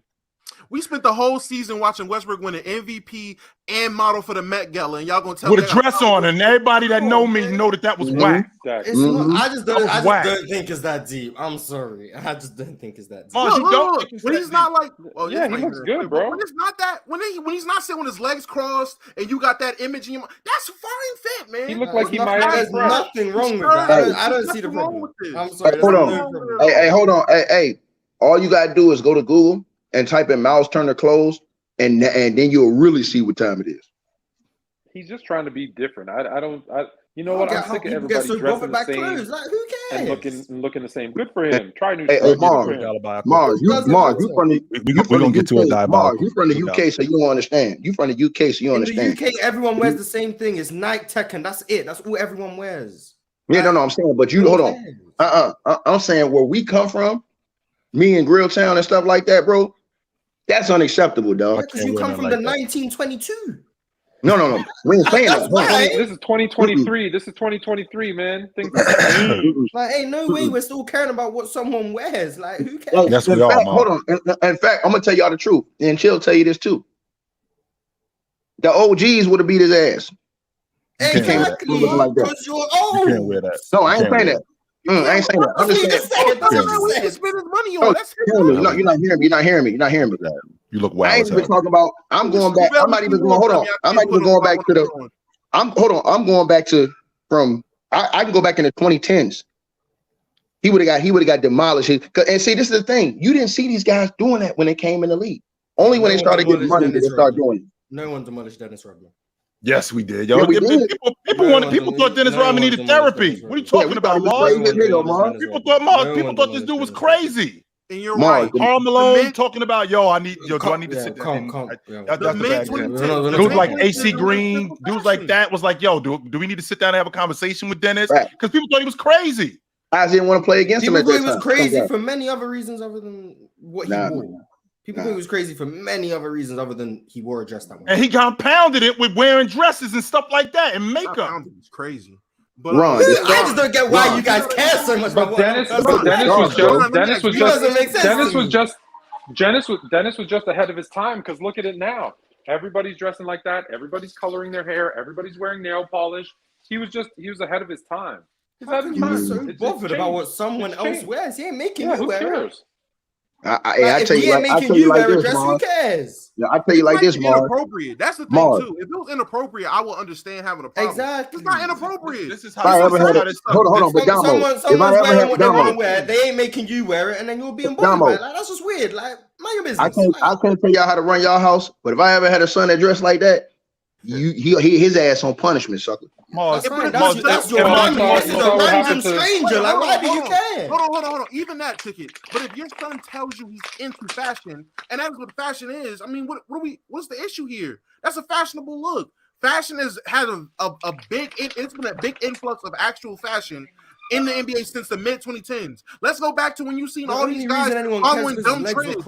It always has. You don't think people were making fun of like Willis Reed with his fur coats and his whatever? Like, it's always been the case. Yeah, I know them dudes in the 70s was dressing like Sweetness from Roll Bounce. I ain't trying to hear it. I'm not trying to hear it. The only reason anyone cares is because he had his legs crossed. That's the only reason anyone cares, because he had his legs crossed.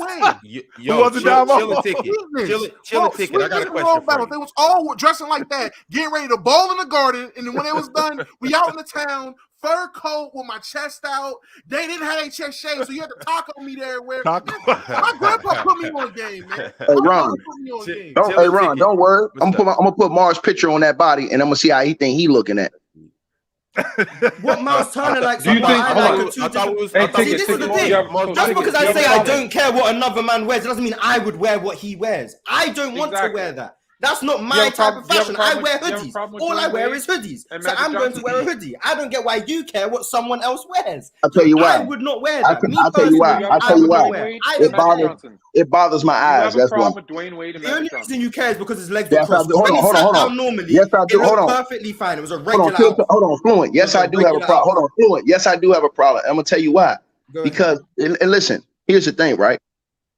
That's not who they came in as. When we go back and we look at when Dwyane Wade came in the league, he wasn't wearing no skirts. He wasn't wearing none of this stuff. He was a normal. He was dressing like a normal. If you look at all these players, their rookie years when they came in the league, all these players were different. Once they started getting money and started getting into Hollywood and all this other, that's when the fashion started changing and stuff. When they started doing all these fashion shows and people started telling them what was cool. Because when we came up, it wasn't no skinny jeans where you got to lay on the bed and put on your pants like a woman. No, we wasn't doing that. You know what I'm saying? We wasn't wearing. Y'all forgetting how influential these dudes are. And you forgetting how influential these dudes are. So initially watching a dude wear something like that, it might not be a big deal. But over time, you start seeing people going, well, you know what? It ain't really that wild to wear a dress. Maybe that, because he rocking it. Maybe I could rock something like that. Maybe that looks cool on me. Russell Westbrook is not selling me on wearing a dress.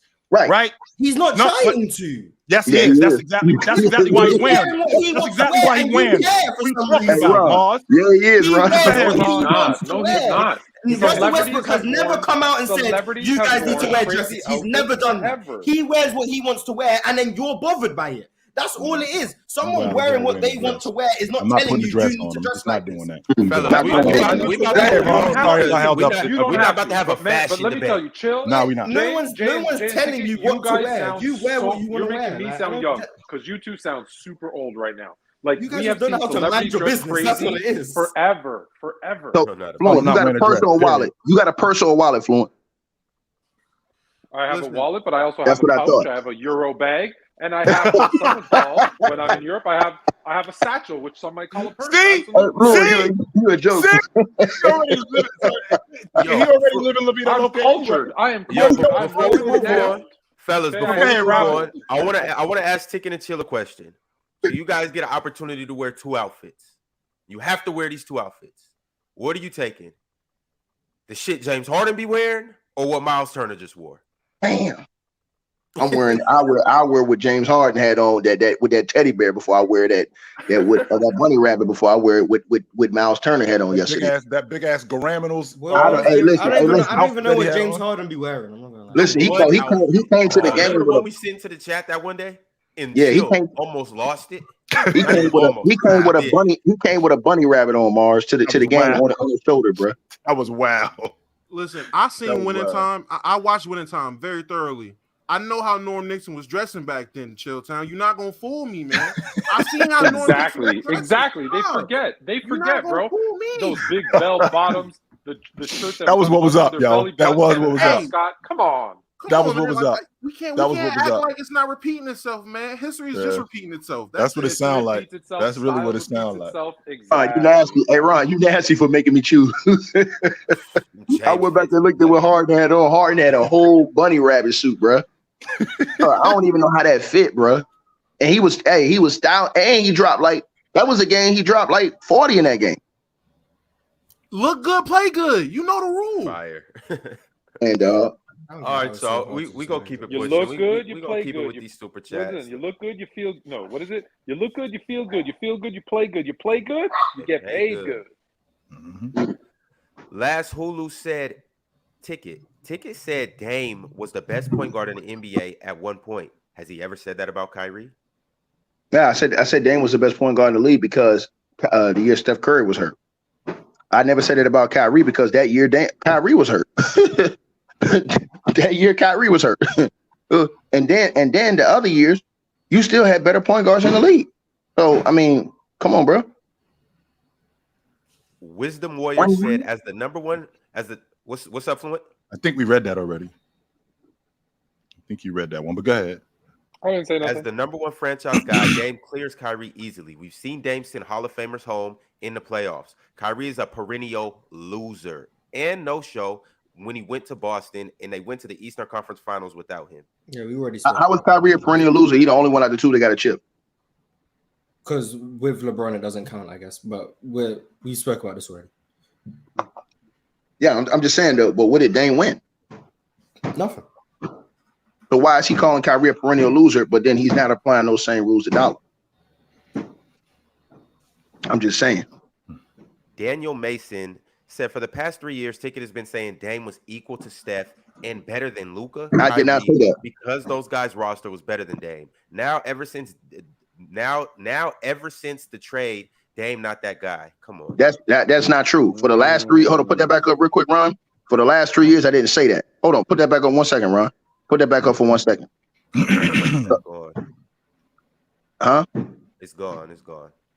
Man, nigga, just put up for 1 second, bro. No, I'm saying like it's gone. Like you lost it. To summarize, it said that you were saying Dame was just as good as Steph. No. Better than Luka because No. Dame had I less feel, help and listen. Once again, this is what people saying stuff that's not true.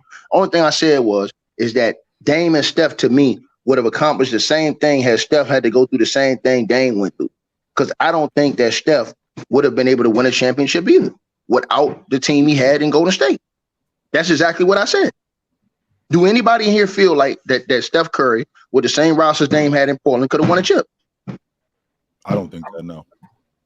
Do anybody think that? Mars, you think that? Damo, you think that? Fluent, you think that? Because Steph Curry would have won a chip with the same roster Dame had since he came in the league in Portland? No. No. Heck, I think if he got drafted by Minnesota, he wouldn't even be in the league anymore.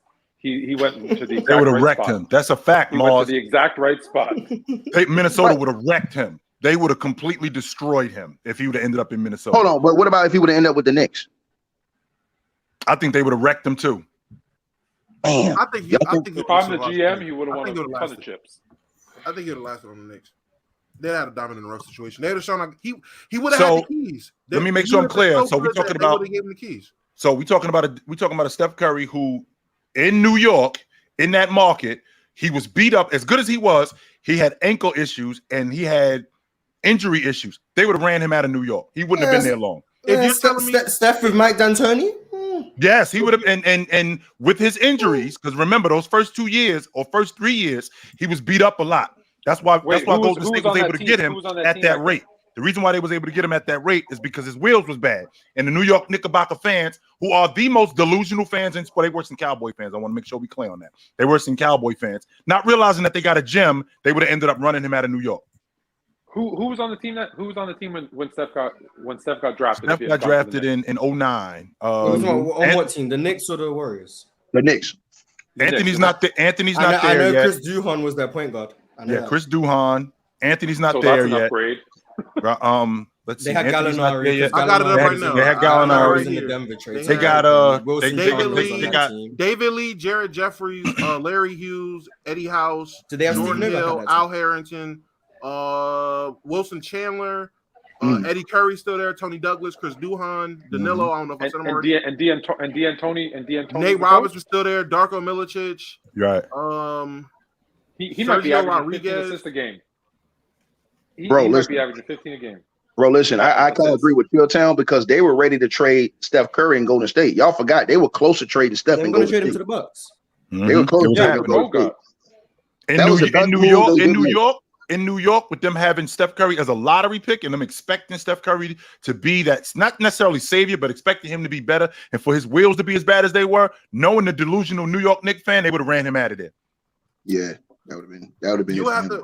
Was it Stephen Curry being in the Bay Area that got him to change, like, what was it? Change how he landed, how he ran, or whatever it was to try to help with the injuries or whatever it was? Like, him looking into that part of his health to make it better for the future? Is that directly correlated to him being in the Golden State system in the Bay Area, or is that something he came across himself with his agent, and that would have happened if he was in New York and he has that and he's able to fix his health?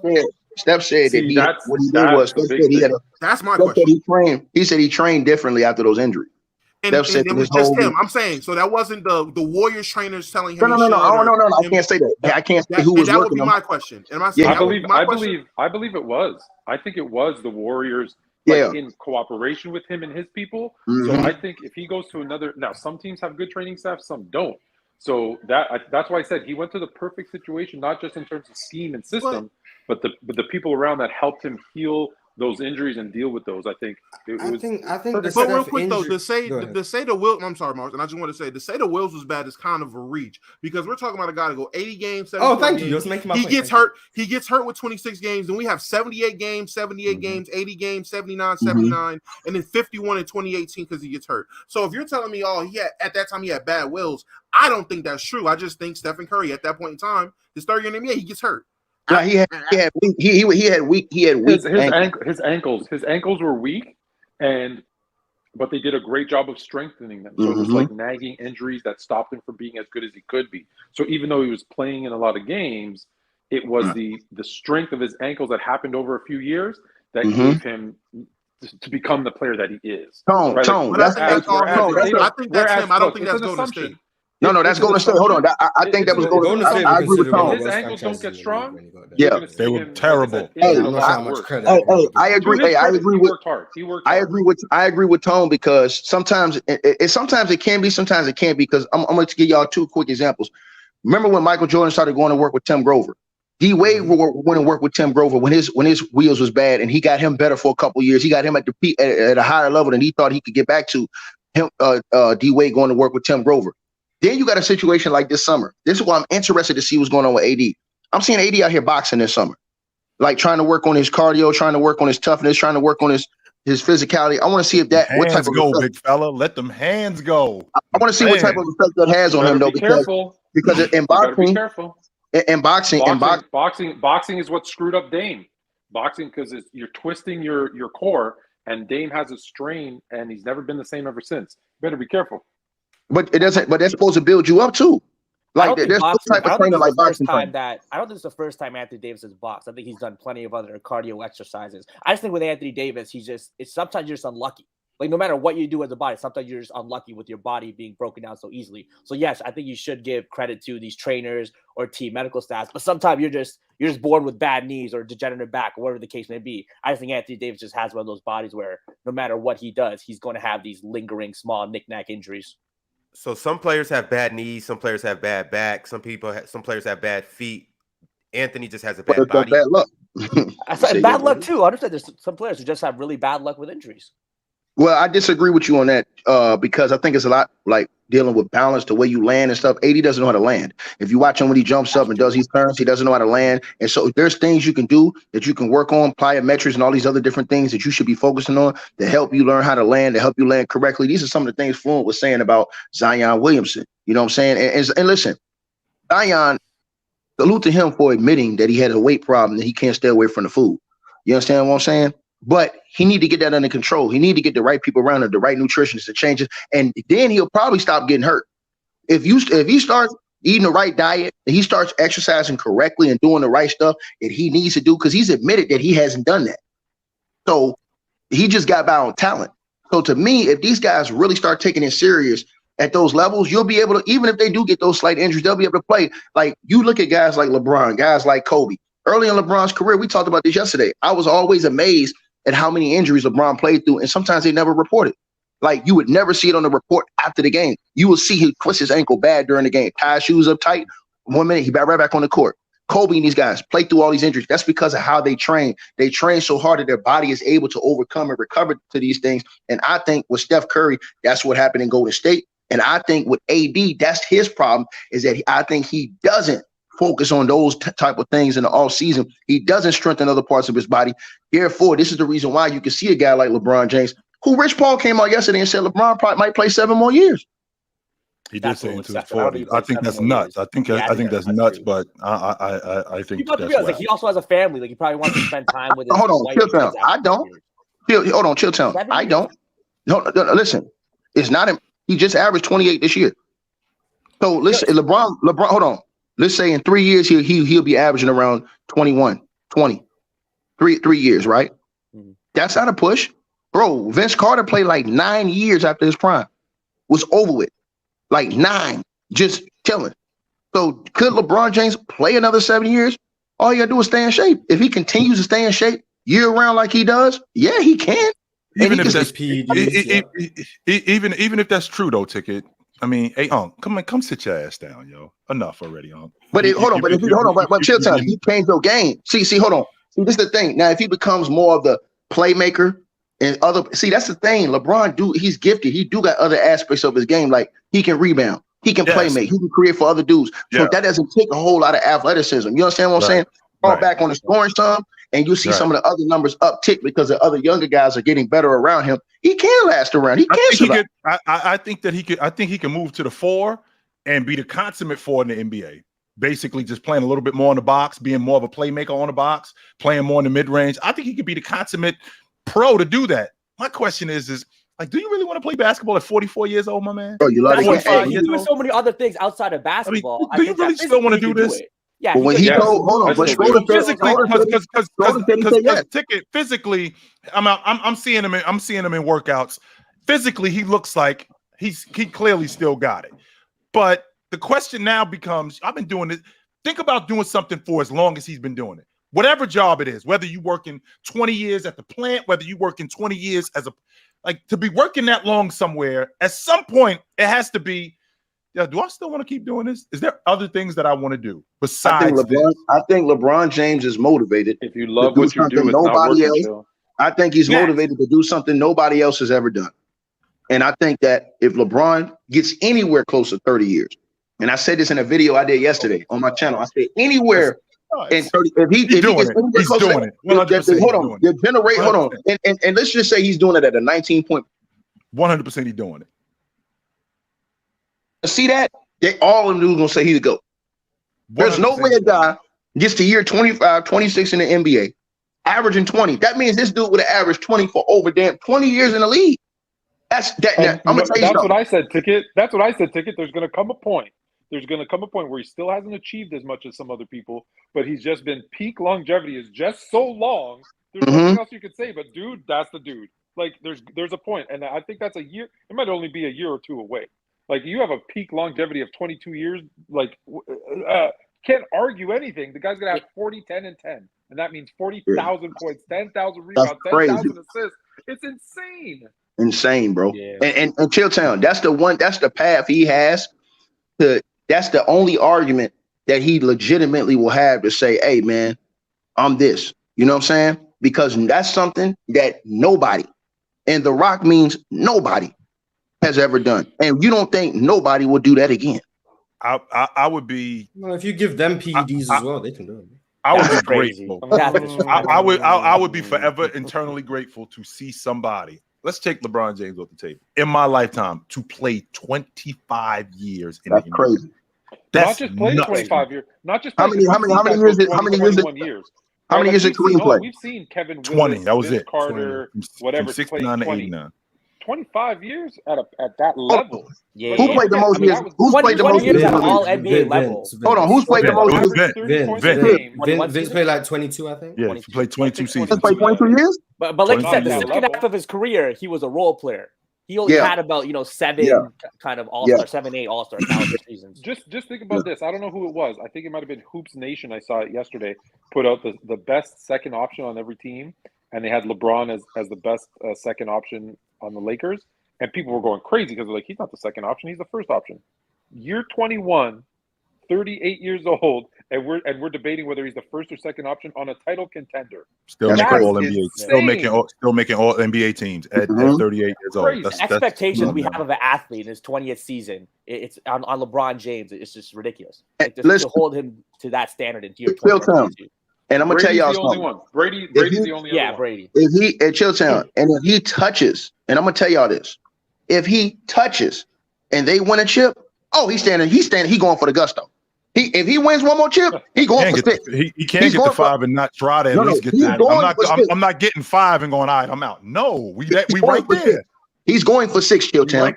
So he has to, because then hold on, because then think about this, because he's gonna, if he gets those 2 more, he'll be what, 6 and 6. So now he won't have a losing record in the finals. And now that's taken off. It's a wrap. It's a wrap. Who's to say he doesn't lose 1 or 2 in between there, though? I mean, that's just a narrative talking point. You guys are just forgetting that Bill Russell has 11, but it's fine. Well, no, because it's all the other stuff though too, Mars. It's it's the titles are the cherry. Yeah, like Bill Russell's 5 MVPs. And a lot of people say like, do not leave that part out. You can't. Second all time. Bill Russell still has more MVPs as well. So I mean, well, Mars, I gotta say this though. But see, this is where I gotta. Who you taking Mars in the draft? Bill Russell or LeBron James? Bill Russell's the GOAT. Troll Mars. Stop troll. I'm not chill. You can't troll me. Tars is into the I don't get how you can play 13 years, make all NBA like 11 times, win 11 rings. The only time you lost in the finals was when you got hurt in the series, and somehow him being the GOAT is a hot take. That doesn't make sense. Well, because you have to look at the logistics. He has 5 MVPs. He has 11 championships. The finals MVP is named after him. Mars, you have to look at the Mars. It's the air attacks. You know it's Mars. The air attacks and the eye test too. You're now trying to tell me what Chamberlain's top 6, top 7, like. Well, no. Well, Mars, I'm just gonna say it like this, and I'm gonna just be very honest with you, man. If a guy like LeBron does get to year 24, 25, bro, just to tell you, once you get to 35 years old, the discipline of getting up every day, of staying in shape, of keeping your body. You can go look at all of the players across the history of the NBA. At some point in time, those dudes broke that discipline they had, and they got out of shape, and then you never saw them the same again. This dude, the one thing I will say I always respect about LeBron is that he stays in the gym, he keeps his body in shape, and he's ready to roll. He's always been in fine shape from the time he came in the league up until now. He hasn't broken that. As long as he stays on that, the wheels will continue to be able to turn. The minute he comes off of that role and regimen he's on, then it's over with. But as long as he's on that, he can still play. He can play it out because he's going to continue to be in shape. It's just like if you keep doing something until you stop and get off that rhythm. Now the age kicks in once you stop. But if he keeps going, bro, he's going to be able to keep going and he's going to see a gradual decline. Like this year, he may go down to 26 a game. Then it may be 25, 24, 23. Put that super chat back up on the screen.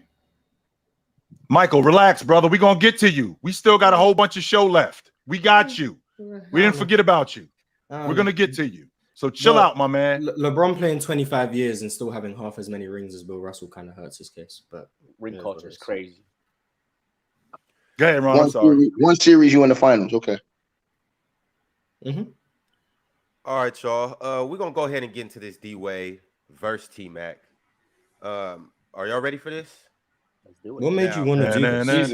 Like, Now, what came up that was like, ooh, D-Wade versus Ron, are we keeping winning bias out of this or what? completely out of this. No. We going what it will be a point of winning too, but You can bring it up. we're going to talk about all different categories of their game, all facets. I have a category. I'm going to throw it out, and you guys tell me who's better at this category. And then at the end, we'll see what the tally looks like, and we'll go from there.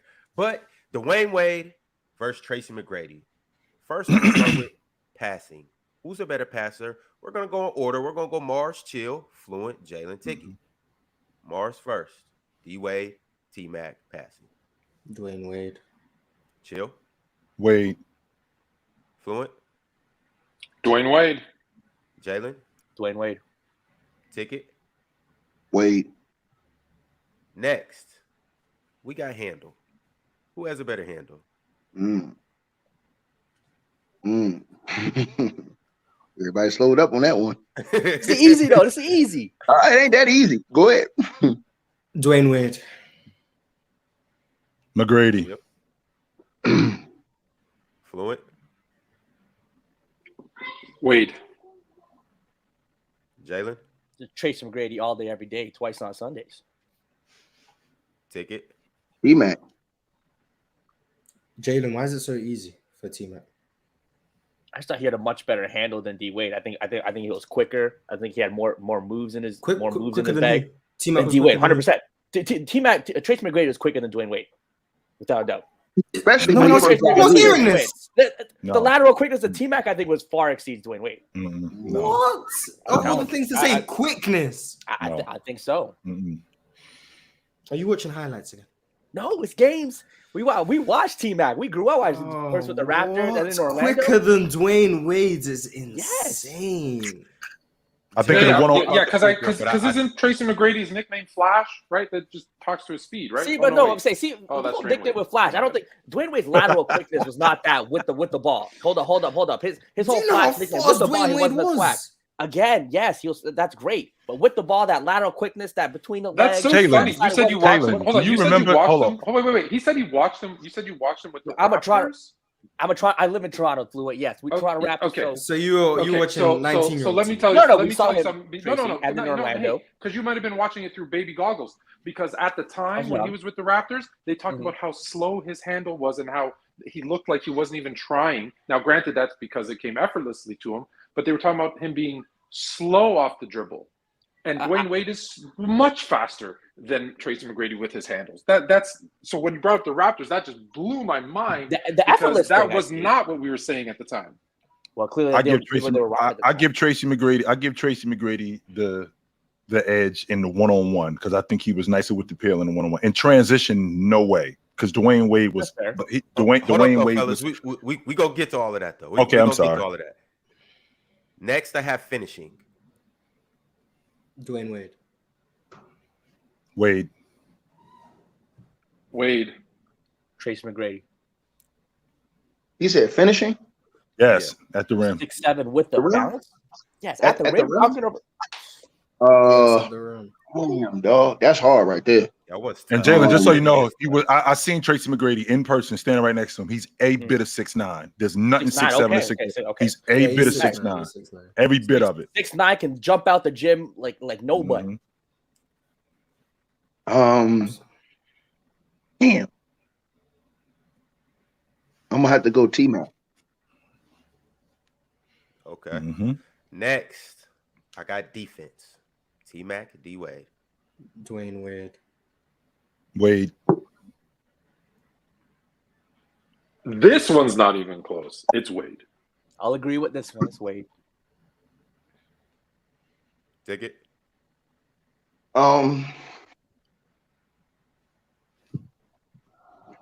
It's hard, man, because I think T-Mac is underrated as a defender with his length. I think we would have put more respect on T-Mac's name if he would have defensively he would have played with Jordan. If you would have got traded and played with Jordan, you would have seen how much of a great defender Mac was. Okay, but he didn't. But he didn't. So he was a better defender. No. I ain't saying he did. Hold on. I'm not saying he didn't. I'm just saying. Listen, what I'm saying. I'm not saying he didn't. I'm just saying that we didn't recognize him because he didn't do that. He didn't play with a guy like that, so we didn't pay attention to his defense, right? Because if you really think about it, hold on. He didn't go play with Jordan. So no, I'm saying, but if you think about it, he got a better overall defensive rating on his career than D Wade. So I'm going with T-Mac. Hey, Ticket, don't do that because Larry Bird got a better overall defensive rating than Scottie Pippen. You taking Larry Bird over Scottie Pippen as a defender? No, but I'm saying along with hold on, but chill town, bro. Listen, what I'm saying. Along with the fact that T-Mac, I've seen him playing against the best wings in NBA history throughout his career. He played against the toughest wings in the history of the league. Wade, and he was no. But I'm saying, but T-Mac played against. I'm taking the guy who has more blocks, more steals, all defensive teams to 3-0, and he played more time. Who I saw be the better defender. He played more time, of course. I think Tracy McGrady had all the physical tools to beat bro. him. T-Mac, hold on. T-Mac was not a bad defender. Hey, bro, hold on. Come on. No one said he was bad. No one said he was bad. T-Mac was not a bad defender. No, Ticket, no. We're comparing. No one's saying he's bad. We're comparing between. We're saying he's bad. We're talking about a good defender compared to an elite defender. Those two things are not the same thing. I don't think D Wade was an elite defender. Wow. The reason why I feel like Dwyane Wade was an elite defender. Number one, Dwyane Wade's ability to stay in front of you. Not only to stay in front of you, to time shot blocking. That is not simple as a guard, especially at his size. And to be able to, you try to get physical with him, and he can get physical with you. A lot of times when you watch Dwyane Wade against Kobe, and you're thinking, yeah, he wasn't that. No, Dwyane Wade was elite defensively when he's one-on-one as a defender on the wing, in transition, as a shot blocker, his ability to guess, because that's what defense is a lot of the times. It's guessing, and his ability to anticipate and do it consistently. Tracy McGrady was not that in terms of consistency more than anything. I have a huge problem with guys who are that great of an athlete who are not consistently good defenders. And Tracy McGrady could have been a better. Who you got, Ticket? Jordan or LeBron is a better defender? I got Jordan as a better. I think Jordan was better one-on-one defender and help defender. Everything you're about to say about Jordan is Dwyane Wade versus T-Mac. That's not true. Facts. I'm using that off eye test because a lot of people could say LeBron was a better help defender because of all the chase down blocks. But I seen Jordan get chased down blocks too. I seen Jordan, but they didn't highlight that. You see what I'm saying? Jordan was a better on-ball defender. LeBron James is a better team and a better help defender. So it depends on what you're looking at. When I'm looking at T-Mac, bro, I'm looking at T-Mac's length, his athleticism, and T-Mac was a leader of those teams, and he had good teams. They just wasn't achieving that. Everything you just said applies to both of those scenarios. Thank you. I think D Wade's overrated defensively. I don't think he's bad. I just think he's overrated. I think y'all say overrated. Now, when you say overrated, Ticket, what do you mean overrated? So when we talk about let's not talk about the best defenders all time. Let's just talk about the best guard defenders. Do you think that Dwyane Wade is one of the best guard defenders of all time? One of the best. Right. So can we talk about Dwyane Wade? So we can't talk about Dwyane Wade like we talk about Jordan, right? I don't think he's one of the best. I don't think he's one of the best all-time guard defenders. I don't. Because it's 1,000 guards. I think that's better than him defensively. Okay, that's hyperbole. No. I'm dead serious. I can start with. Hold on. I can start with Gary Payton. Okay, sure. Okay, yeah, we agree with that. All-time great. No, I'm saying, was Dwyane Wade as good a defender as Stockton? No, hold on. I'm saying I could start. Hold on, listen what I'm saying to you. When I say that, I can start with. I can go to Joe Dumars. Okay. I can go to dudes. Hold on. I can go to dudes who weren't all-time greats that was better than D Wade, like Tayshaun Prince. So I go all the way. Ticket. We gonna come He's a back to three, this. We bro. gonna come back to this. We just Go ahead, gotta get Ron. through this whole thing. Go ahead, 'cause, Ron. I think Fluent gotta go. So I want to get through all Go of ahead. these categories. Hey, Go we'll ahead. get back to this though. Yeah. Next we have Dwyane Wade versus Tracy McGrady. 3-point shooting. Oh, T-Mac. B-Mac. Oh, my bad. Mac. Listen, you're Don't do it. Don't do it's it. Cool. closer. You're Hold on. trying It's to be closer cool. than you think. It's closer You're than you trying to think. be And here's a why. No, it's not. It's closer No, than it's you not. think, and here's why. No, Let it me is finish. not. Yes, it is. Because in the regular season, T-Mac is a better 3-point shooter than Dwyane Wade. In the postseason, D-Wade is a better, but the gap isn't as big. So overall, I'm going to go T-Mac, but it's closer than you think. Go take a look at the playoffs. Tracy McGrady shoots under 30% from 3 in the playoffs. That matters. Yeah, teams guard him from the 3-point line. That's why. Yeah, I'm going Teams T-Mac as a better teams left 3-point Dwyane Wade open, so shooting a higher percentage when teams go under ball screens. I mean, okay, but like Tracy McGrady, teams are going over ball screens. I still pick McGrady. But Yeah, still, I'm just saying that would explain why T-Mac shoots a lower percentage because teams guard him out there.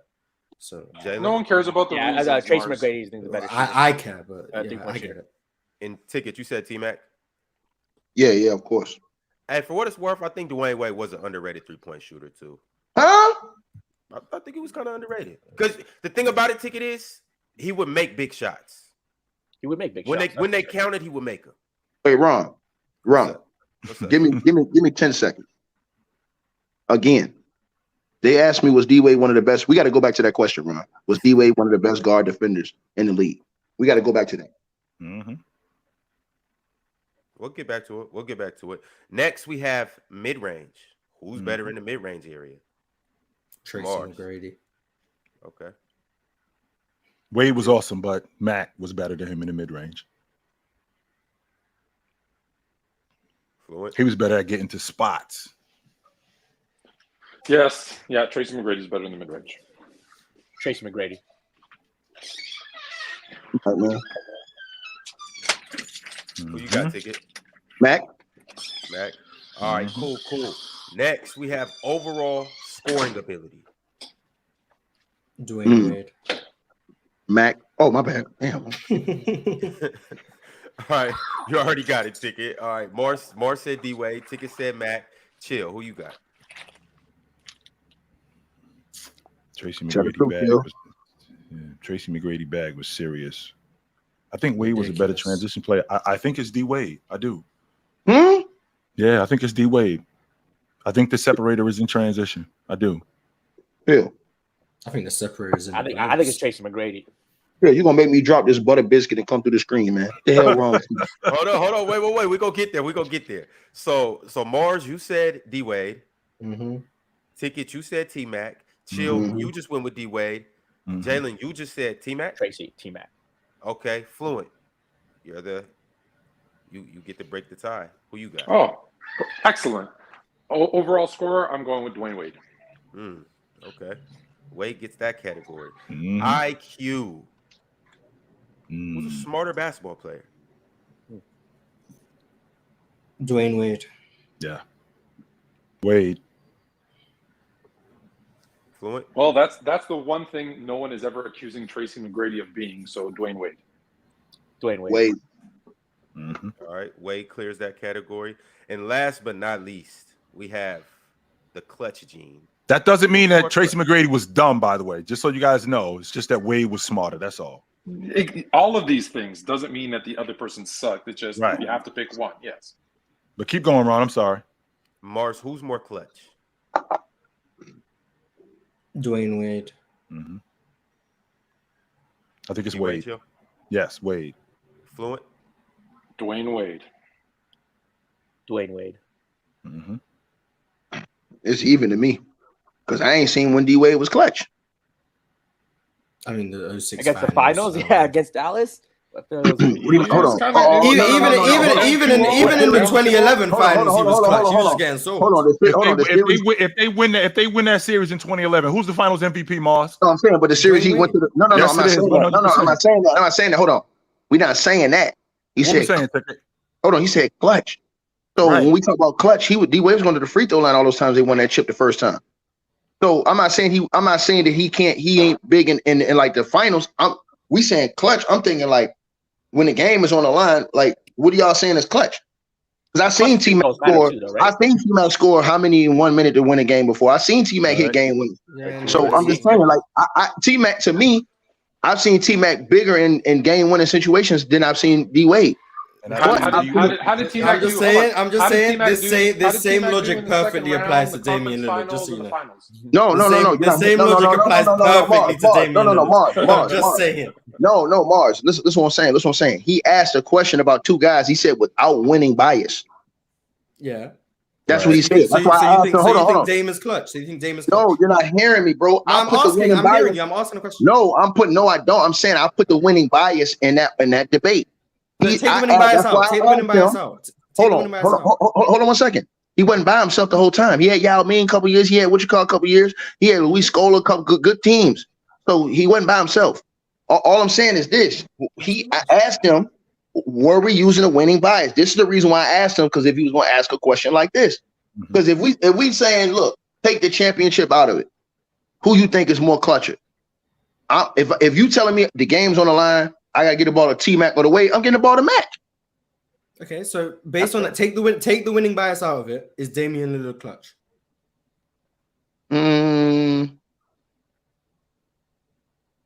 Be consistent. I'm being consistent. Oh man, ain't no one hit more game winners than hold on. Are you clutch?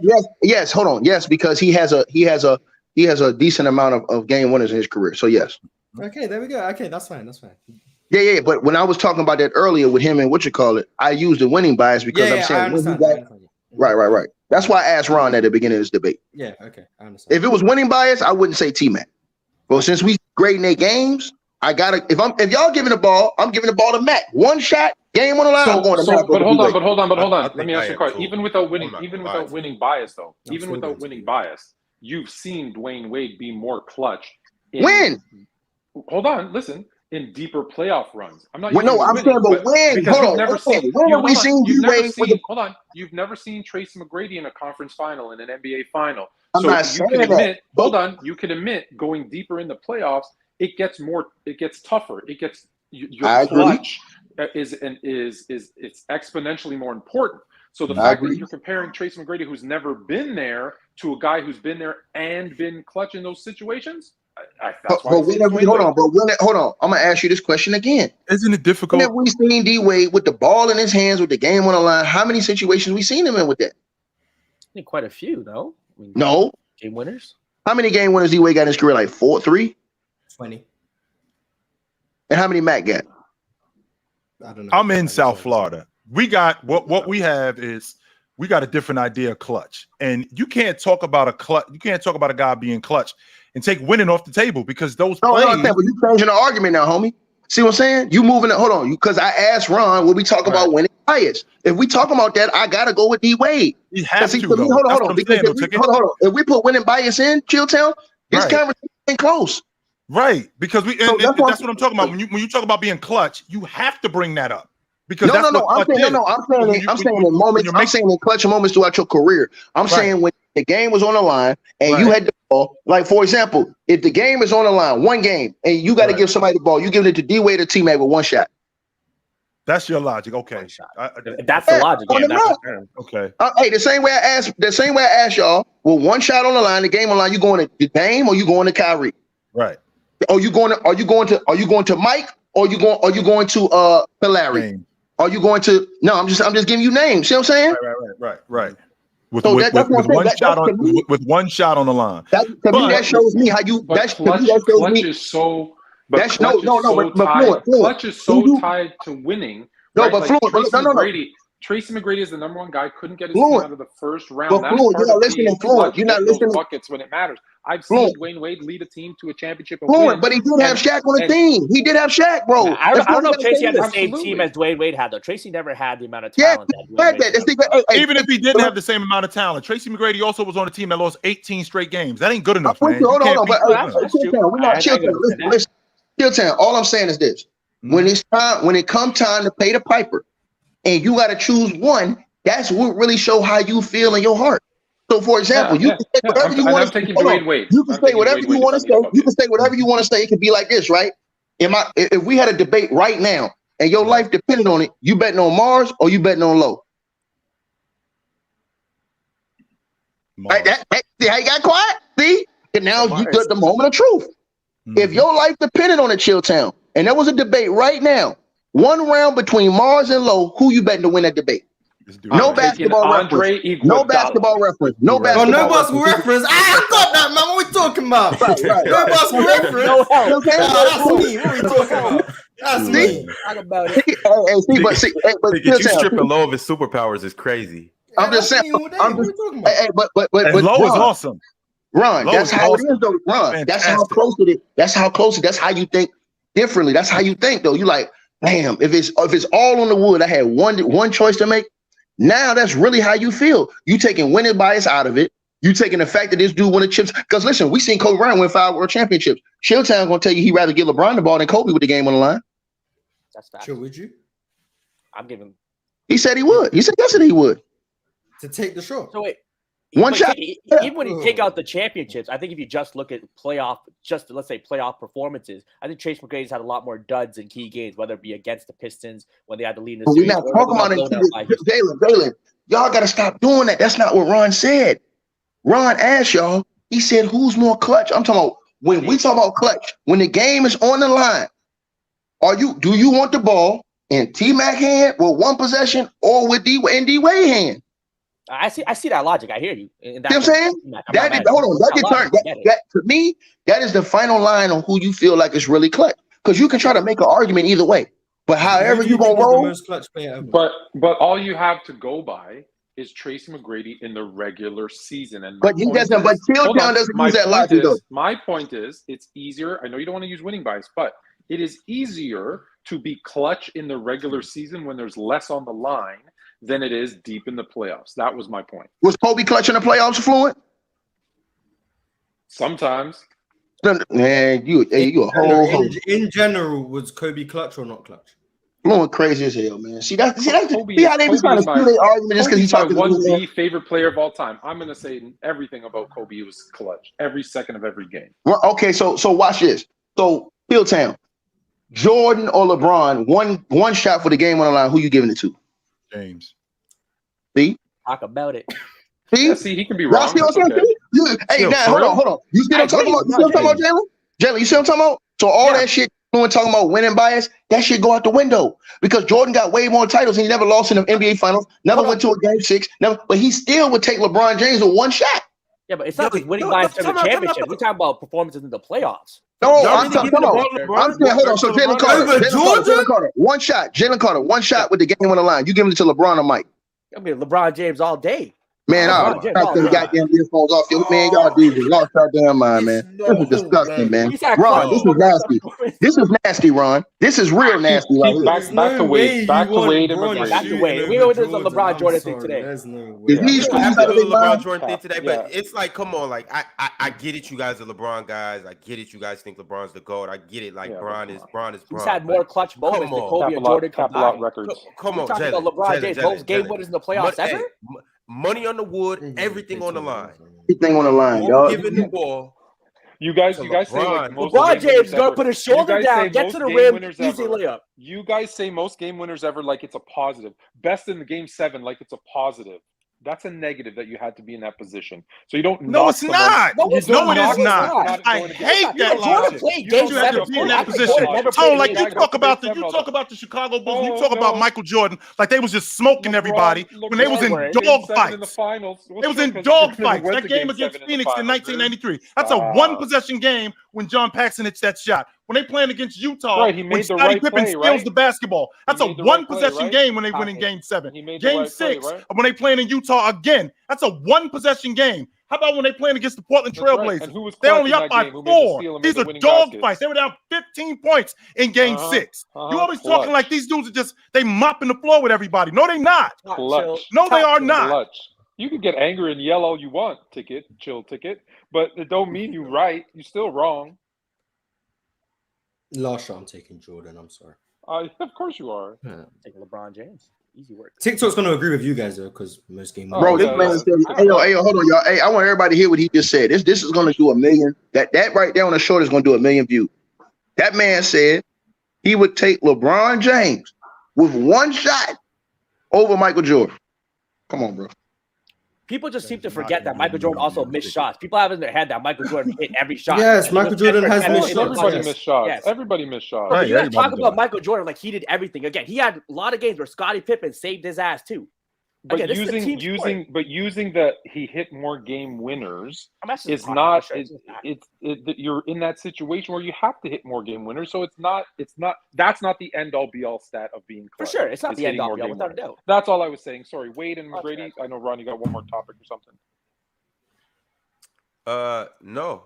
We actually went Oh, through you all were of them. I done? was just gonna Oh. go back and recap everything Right. and see how you guys felt about it. Now you can, we can I get. talk a little bit more I in depth just about get. everything. Tone gets my blood pressure up because he talks like that, and he knows he does it too. It's like my big brother, my little brother that just is.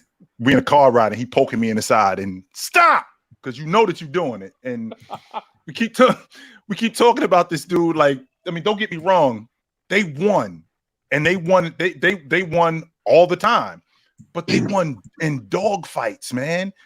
That Phoenix series. Jordan and John Paxson were the only guys to score in the fourth quarter in game 6. Nobody else scored in that game. Nobody.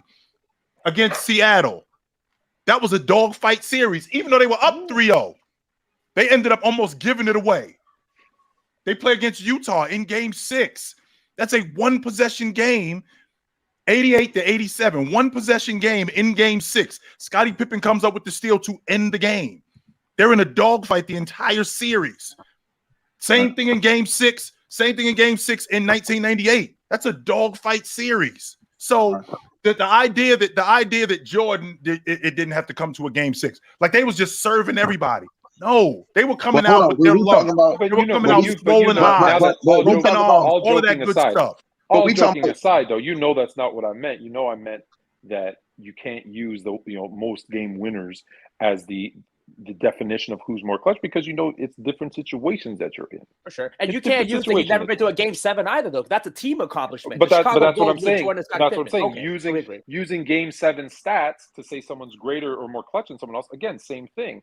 You're in that situation. So if you're in that situation more, of course you're going to have more stats in game 7 if you played 10 times more game 7s. Like, yeah, that's true. That's not that's my point. That's not the definition of clutchness. I agree with Fluent on that. Now Fluent's talking with some sense again. That's like the Fluent I know. See, hey, listen. The bottom line is this, dog. Kill Town, bro. You going to hell, man. You going to hell, man. You just set up here. Hold on, you just set up here. Do I got gasoline draws on or got regular? Yes, you do. You just said LeBron. Hold on. You just said Chill Town.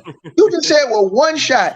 You're giving the ball to LeBron over Mike with one shot with everything on the wood, bro. Bro, stop this, man. We know that you love LeBron James over Mike. Stop it, man. Stop it, bro. Stop it, man. That's disgusting, bro. Tell him ticket. Tell him ticket. Tell him that's why Clutch Sports is signing all these people. It's if we know who say that Bron's the GOAT. Fluent. If we know anything about Jay, we know when it's money time. He was the man. We know where he's gonna be at. 100%. You gotta come on, hey, Chill Town, man. You my boy, man. With LeBron James, though. Anytime LeBron James show it No. My apologies. How do you want to quantify this? How are we going to quantify this? Sorry. My eyes. Use your eyes. Hold on. You guys have this debate after. Ron, can we just recap Dwayne Wade? Because I got to bounce, but I want to hear how did Dwayne Wade versus Tracy McGrady, and then they can go back to the. Yeah. Hold on. On that. So y'all said something before we get to the end of that. Y'all said something about D Wade that was a lot. Y'all said he was one of the better defenders in the shooting in the guard defenders in the history of the NBA. I told y'all I can name average defenders that was on the perimeter that was better than him. I'm talking about dudes that weren't even stars. I can go with Tony Allen. We'll get to that. We'll get to that for sure. Hold that ticket. Don't move this. Stay right there, ticket. I'm gonna recap everything. All right, go ahead. So passing, Dwayne Wade took it. Handle, T-Mac. Finishing, D-Wade. Defense, D-Wade. Three-point shooting, T-Mac. Mid-range, T-Mac. Overall scoring, D-Wade. IQ, D-Wade, and last but certainly not least, Clutch Gene. D-Wade took that category too. So the winner is. No. Hold on. That's why I told Ron. Let me let my argument get off about this D-Wade stuff because what he said about defense was bull jive, bro. This man said he was one of the best guard defenders ever. That's bull. That's BS, and I'm here to tell y'all why. It's dudes that wasn't even stars that was way better wing defenders than D-Wade. You got Tony Allen. Mm-hmm. You got dudes like Joe Dumars. Okay. You got dudes like Bruce Bowen. Okay. You got dudes like you got dudes like Kobe, who was way better. Okay. You got dudes like Kawhi, who was way better. Gary Payton was way better. Okay. Scotty was way better. Mike was better. Forward guard. You said hold on, I'm giving you guards. Sidney Moncrief was better. Okay. Then you got let me keep going, man. Dennis Johnson. Tayshaun Prince was better. Tayshaun Prince was better. Another forward. Richard Hamilton was a better defensive. Oh my God! Yes, he was. Chill out, Mars. Keep going. No, he wasn't. Yes, he was. Yes, he was in Detroit. Don't lie. Don't tell that lie. Don't tell that lie. Yes, he was in Detroit. That is so not true. He was on the bomb squad defense team. You look a lot better. You look a lot better on a great defensive team. Let me keep going. I keep going. Shane Battier was a better perimeter defender. Rajah Bell was that's the guard too. Check this out. Rajah Bell was better. Hey, ticket. Hold on. Ticket. Listen.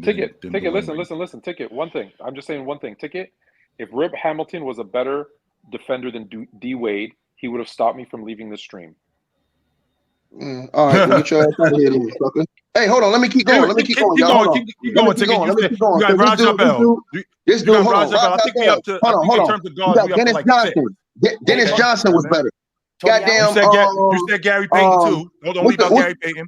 No, hold on. What's old boy? What about Tony Allen? You say Tony Allen? No, he said Tony Allen. He did. He said Tony Allen. Nigga. Bobby Jones was better than that nigga. That's another forward. But keep going. Okay, keep going. Hold on, I ain't no fool, nigga. I'm dead serious, nigga. Sidney Moncrief was a better perimeter defender than that nigga. No problem. Jason Kidd. Okay, keep going. I said Scotty already. Jason Kidd. Keep going. Jason Kidd was better. Okay, hold on. I'll give you him. Let me finish. These are hold on. That's a guard. Right, okay. So you gonna X out? You gonna X out some of the forwards? I know what you gonna do, Chiptown. So, well, let me keep going. I'm talking about on the perimeter, right? You said guards, right? We can still keep going. Also, hold on. Also, you can say. Well, you ain't gonna put him there. I can't tell him. Walt Frazier. We can talk about Walt Frazier too. We can talk about Walt Clyde Frazier. Hold on. Frazier too. I'm not gonna say that. I'm not gonna say that. But let's keep going. Right. Alvin Robinson. We can talk about him too. Huh? Alvin Robinson. We can talk about Alvin Robinson. We can talk about him too. Yeah. I said his name. No, I'm trying to think of some guy closer to this generation. Hold on. We can talk about Michael Cooper too. Hold on. I think that what's up boy that played for Portland? They call him the Plastic Man. No, the Plastic Man, Ruben Patterson. No. Stacey Augmon. Stacey Augmon was better. So Stacey Augmon forward, but keep going. Ruben Patterson was a better defender. Another forward, but keep going. Come on, Chill, John. Cut the shit out, man. Keep going. Ticket, you said guards. That's what we talking about. We talking about Dwayne Wade played the two guards.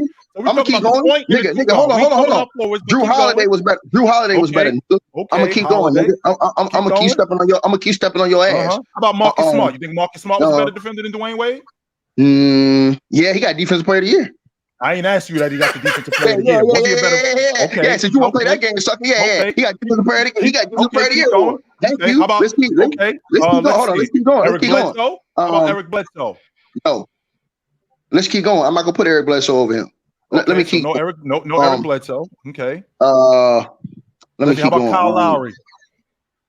Nah, I wouldn't put him over D Wade. I ain't gonna disrespect him. I ain't gonna disrespect like that. Kyle Lowry. Okay. Hold on. Nah. Okay. I'm just trying to stick. Hold on. Let's keep going. Let me see.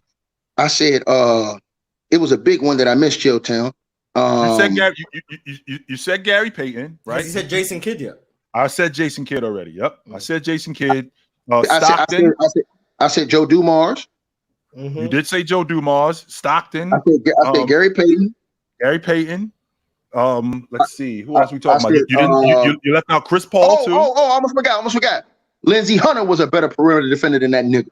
Oh yeah. Okay, I'm with you. Ticket. Okay. Yeah. What about Terrell Brandon? I ain't finished. Hold on, I'm not finished with nigga yet. Mars, I'm gonna decapitate this nigga. Ron Harper was a better perimeter defender than that nigga. Okay, Now let's keep going, nigga. Like DJ Khaled said, nigga. Like DJ, he was a guard, nigga. Don't say he wasn't. All right, okay. Was Ron Harper a guard? Yes, he was. He played the 2 guard. Keep going, Ticket. All right, John so let's Starr. keep going. Michael Cooper was a better perimeter defender than we me. talked about Michael Cooper. Okay, how about John I Starr? didn't say Mike. Hold on, I ain't say Michael Cooper. No, we did. Mars brought up Michael Cooper, but keep going. Michael Cooper. Did I say Alvin Robinson? I said Alvin Robinson. How about John Starks? Ticket? Yeah, no. Yeah, same level. How about Eddie Jones? Yeah, no. Nah, I got D Wade over Eddie. I got D Wade over Eddie. Even though Eddie was a great defender, I got D Wade over. D Wade over. How about Dan Marley? Yes, no. Thunder Dan? Nah, I got D Wade. I thought D Wade was more athletic. Let me see. Mars, you can breathe. How many names are we at? How many names are we at? Hold on. Nigga, we almost at 25. We almost at like 25 names. Almost. So to be one of the greatest, we talking about top 10. He ain't in the top 10 in guards and defense in the NBA history. I don't already told you Bruce Bowen is a better defender. Wait, so if you're the 11th greatest guard, you're just not one of the greats. Not even 11th greatest, Mars. In the 75-year history of the NBA, all the guards that came through here, if you can name 25 guards, and your name is in that, if you can name 25 guards, if you are the top 25 guards all time as a defender. Hold on, but I need 20. Hold on. You think, because I think Dwyane Wade is a top 25 defender at the guard all time. But when I'm thinking about that, if we're talking about in the history of the NBA, if I can only name 25 guards, does that not mean Dwyane Wade isn't an all-time? No, I'm saying I named. Hold on. Tell I named more than that. But you didn't though. You named a lot of forwards. No, I'm saying I named. Hold on, I can keep going. Okay, I can keep going. Ben Simmons is a better defender than that nigga. Yeah, nigga, you want me to keep going, nigga? I'm not mad at that. I'm not mad. Hold on, you want me to keep going, nigga? Hold on. I keep cooking your ass. Hold on. I keep cooking your ass, nigga. That don't matter to me, nigga. However you want to get it, nigga. nigga. Mikal Bridges is a better perimeter defender than that nigga. You want me to keep going, nigga? Easy. I can hear guard. Yes, he is. I'm not mad at that. I'm not. How you ain't? I keep going, Ron. Should I keep going, Ron? Should I keep going? Keep going. Ron, I can go to the bench, niggas. Thibault better defender than D Wade, nigga. I can keep going.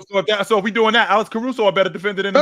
I'm saying no. I'm giving you dudes who are still better perimeter defenders than D Wade. I ain't just making up no name. I'm giving you dudes. Said Thibault. Alex Caruso was a first team all defender. Bro. But you're not. Hold on. You're not feeling what you're not listening to what I'm saying, homie. I'm telling you dudes who are better than D Wade perimeter defensively. Paul George is a better perimeter defender than D Wade. Forward. Come on, man. That's a guard. What are you talking about? That's small forward. Paul George, small forward. PG played the guard. What are you talking about? PG played the guard, dog. Cut it out. You played the 3. He came in the league playing the guard. I don't think he's better than D-Wade, but I mean, whatever. Stop lying, man. Y'all see, hey, the haters real, y'all. Everybody in the comment section, the hate is real. Jimmy Butler's a better perimeter defender, nigga. Okay, that's 29, Ron. That's 29. Hold on. I'm not finished with your ass yet. Chris Paul is a better perimeter. We already said Chris Paul. I don't say Chris Paul. I'm saying him now. Chris Paul, nigga. Now, I already told your goofy ass. Did I say Tony Allen already? You did. You said Tony Allen 3 times already. You did. All right. I would say I ain't know. You know what I think? Yeah, 27 right now, really. I can't do that. Oh, guess what? Hey, what's a little moppy head ass nigga that used to play with KD and them in OKC? Andre Roberson? Yes. He's a better perimeter defender than D Wade, nigga. How many years? I'm not lying. Okay. I'm with you, Ticket. At his peak, I'm not mad at that. Andre Roberson. Hold on. I'm not finished. I'm completely annihilate. There's at least an argument, right? That's what we're saying. Hold on. I'm not finished yet.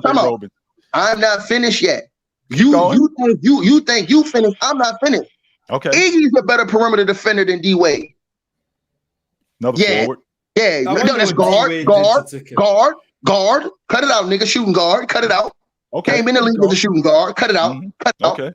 Let me think. Pat Beverly's a better perimeter defender than D Wade. Oh, see now, look, now you see Jalen Carter. See how wearing his ass out. Y'all agree with Pat Bev? Y'all agree with Pat Bev? Do y'all agree with Pat Bev?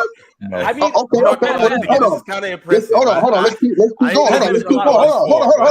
Hold on. This is easy. Rondo's a better perimeter defender than that nigga. Let's keep going. I'll agree with that. I'll give you Rondo. Let's keep going. Hold on. Let's keep going. I can go back to Rondo's opponents back then. Luol Deng's a better perimeter defender than D Wade, nigga. a wing Okay. too. No, that's You probably hold on, you Keep laughing? going. Hold on, you laughing? Hold on. Are we I'm laughing? with you, Ticket. I'm with you. Hey, Ticket. Lua Dang's London's finest. I'm being, hold on. I'm dead. Hey, I'm dead serious. No, I he's dead ain't ass holding no serious. I'm with punches. you, Ticket. I'm not holding no punches on. I'm not holding no punches on Ain't that no nigga. funny shit. So hold on. Let's keep going. Let's keep going. What's the other nigga that played for? Oh, nah, he gonna say he a small forward. So I can't do that. The other nigga that played for OKC, with the funny name that got in the club, the fight the club. Cephalosha. I can't think of his name. No, he'll win. He'll win. So you ain't gonna count that. Oh, nigga, hold on. Queens, nigga. Ron Artest, nigga. I'm gonna lay this nigga down. Paramedics pick you up, nigga. I'm gonna lay his ass down. Hey, Ron, I hope you put this on the floor. We good. We got it. We got the Ron, I names. am annihilating this nigga right now. This nigga come in here and talk to me, nigga. Not to me, nigga.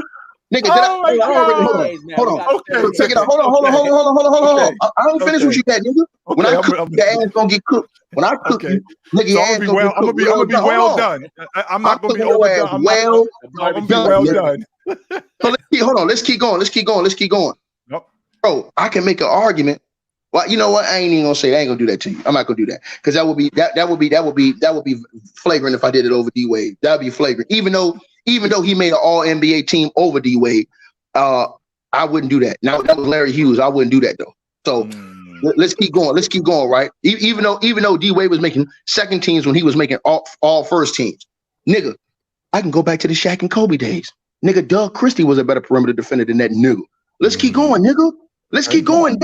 Nigga, do you want me to cook your ass, nigga? This is what I do, nigga. What the hell wrong with you, nigga? Sit up here, give me your lame ass name. I'm gonna keep cooking your ass. I'm gonna keep cooking you. Hold on, y'all. Let me put it in slow motion for this jabroni right here, right? Let me think, man. Hey, take a look at the screen. Yeah, look at the screen ticket. That's actually a good one too. Oh yeah, Iman Shumpert. Oh yeah, he was one of the best perimeter defenders in the league back when he was playing with the Knicks. What about Klay Thompson? Oh, definitely Clay's better than D-Wade perimeter defender. How about Mookie? Don't leave out Mookie Blaylock too. Don't leave him out. Well, I can't forget about Mookie. Hold on, we can't forget about Mookie. But hold on, let me think. And that we ain't talking about the Mookie that's Dookie on here. We talking about the real Mookie. But let me keep going. Right. Shout out to my boy Mookie Jones. But let me keep going. Let me think. Moochie. Oh, God. Oh, damn right. He was better. Oh, chill. We have 40 names at this point. We have 40 names. Chill. This list getting real long. Chill. What happened? Chill Town. Derek McKee. Okay, he took it. Am I lying? Hold on. Was Derek McKee not a better perimeter defender than D-Wade? Am I lying? At the forward spot at 6'10", yeah, he was. Come on, bro. Come on, man. Hey, chill. Cut it out. All right, chill. We go back to guards because I know you like to. Latrell Sprewell was a better defender than D-Wade on the team. No, you can't stop it. You know you're lying with that one. You know you're lying with that one. Spree was locking dudes up. Hold on. Spree was locking dudes up on that perimeter. Don't lie. He ain't Bro, y'all niggas lying. You know you're reaching with that one. You know you're reaching with y'all niggas lying, man. So I'm reaching with Sprewell though? I'm reaching with Sprewell? Yeah, you are. The reach. Hell yeah. Man. Nah, so we said Sprewell, so what about Darren? Go ahead. Hold on. I could say John Stockton. I gave you that. Yeah. What about Derek Harper? Oh, that's a good one for the Indiana Pacers. Oh yeah. What's up, Chill Town? Harper played for the Knicks. Ticket. Derek Harper. Oh, for the Knicks. That's right. For the Knicks. What's up, Chill Town? Hold on, chill. Let me think. I know I got a couple more. It's probably a couple more I got in my head that didn't make no All NBA teams. That was great. Perimeter defenders. I told you, hey, I don't care what you say. I think Rajah Bell was a better perimeter defender than D-Wade. Did you say I don't care what you think that's up for debate. Yeah, that's a good. I said Rajah Bell, nigga. Rajah Bell. He made a name for himself. He made. I said it, but Chilltown tried to brush it off. I was cooking his ass, right? I got Rajah. Let me think. So we said Rajah. Oh, the 40-year-old goddamn virgin, nigga. AC Green, nigga. He was a better perimeter defender than Dwyane Wade. Yeah, nigga. So let's get to it. Hold on. Hold on. Same level, if not slightly worse or better than all these guys. Like they're all. Like, no, that's not true. That's not true, bro. D-Wade, you think Rajah Bell and D-Wade are that like there's such a huge gap in that defense? No, I think Rajah's a better perimeter defender than D-Wade. Oh, Jerry. That's how about Jerry West? How about Tracy McGrady? How about Jerry West? Ticket. Huh? How about Jerry West? I ain't see too much of Jerry West to say him. I can't say that. I didn't see too much of him defensively to say that. So I'm not gonna lie to you about that and just say that. But like I said, bro, I told you, my man, stop doing this, bro. I can go to dudes who wasn't even like the key players on teams that was guards who I thought was better defenders. What about John Wall? John Wall? Nah. I wouldn't say he better than D-Wade. I'm not gonna say that. I'm not gonna say guards and blocks all time, I think. I'm not gonna say that, but hey, look, I will say this though. Did I say the nigga Sidney Moncrief? You did. You did. Mm-hmm. Right. So then we good on that. Did you say Terrell Brandon? He was mentioned. Nah, but Terrell Brandon that played for the Minnesota Timberwolves. Yep. I remember him more for Cleveland, but yeah. He played for the T-Wolves with KG for a while. Yep. Yeah, he was solid. Yeah, he was solid defensive. He was solid. They had a real good defensive team over there. They had him. They had the wing dude. What's his name was? That was a good wing defender. Chilton they had over there with Minnesota. Trenton Hassel. They had Trenton Hassel over there. Mm-hmm. Trenton Hassel was one of the better perimeter defenders in the league and didn't get no credit at that time. So yeah, let me think, man. Y'all making me going inside the brain. Going to the ball. Pick it up. Hey, Tigger, while you thinking, Chill, Michael wants you to read this. He said, Chill, please read my last one. Doesn't Dwyane Wade lead all guards and shot? I didn't think that was necessary to bring that up. Yes, he does. And yes, he does. But that don't make him a better, hold on, that don't make him a better perimeter defender. Y'all say this, bro. It's dudes, listen, Myles Turner don't let the NBA in shot blocks and never was one of the top for the Defensive Player of the Year award. He was averaging damn near 4 blocks a game. So what that mean? Myles Turner had but it matters. I do agree with that. Blocks don't mean I'm just saying, hold on. I'm just saying though. So I'm saying like that's a great defender. That means you're a great shot blocker. But great defenders, other things that come into it too. We talking about defense. When I'm talking about defense, I'm talking about dudes like Lindsey Hunter that'll get on you and put the straps on you full court. I'm talking about he on your shit. But maybe he wasn't a great shot blocker because he wasn't as athletic as D-Wade and stuff like that. But that dude was he was a lockdown defender. Chilltown know this. He was a dude that was coming in the game. I'm getting on you and I'm putting this defensive pressure on you. Same thing as old boy from the Pistons. We talked about Joe Dumars. He might not have been a great shot blocker and stuff like this in NBA history of guards is concerned. Better than Dwyane Wade. But we talking about dudes that'll get up on you, press up on you, and really put the clamps on you, bro. Bro, they had a lot of them dudes out there. Chilltown know this. They had a lot of dudes that didn't get credit. That was great defenders back then, like that played the perimeter, that played the guard spots. That were just great defenders. You never heard about them because they were only great defenders, and we only praised the offensive side of the basketball. But when we start analyzing the defensive side of the basketball and dudes who are great defensively, then you can start talking about dudes like Stacey Augmon. Then you can start talking about all these other dudes that we seen in the league that was great defenders that never get no credit like Mo Cheeks. Them dudes don't never really get no credit because they wasn't like outstanding offensive players. See what I'm saying? But that's real. A lot of elite defenders never got their due for all NBA defense. Like Andre Karolinko. Talk about it. Andre Karolinko should have made more defensive teams. Facts. We're talking about D Wade versus Tracy McGrady. Blocks do matter. Yeah, well, they do 100%. Nobody said that they don't. Hold on, but I mean, listen, blocks does matter, but also it depends on how the game is going. Like, how are you? Like, for example, Giannis is number one in the NBA in one-on-one defense and holding a player he's guarding at the lowest percentage in the NBA in the last decade. He's number one. You know what I'm saying? But he ain't win no Defensive Player of the Year awards. But ain't nobody I'm saying outside of the point. This year, by the way. That's a good ass question. Yeah, he got robbed. Because they hate on him. Wait, who got robbed?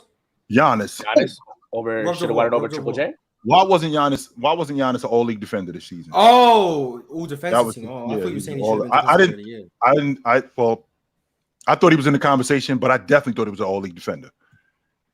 Right. So we hold on. So we looking at that, right? Chill town.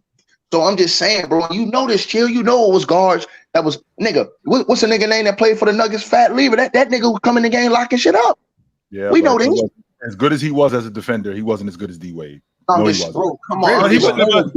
But I get your point. Your point, Ticket, is that what you're selling me is that there were great defensive guards who were not all league defenders. I get that 100%. I'm saying we boost D-Wade up more because his offense all around. We boost D-Wade up as a defender more. No, listen, we boost D-Wade up more as a defender because of that.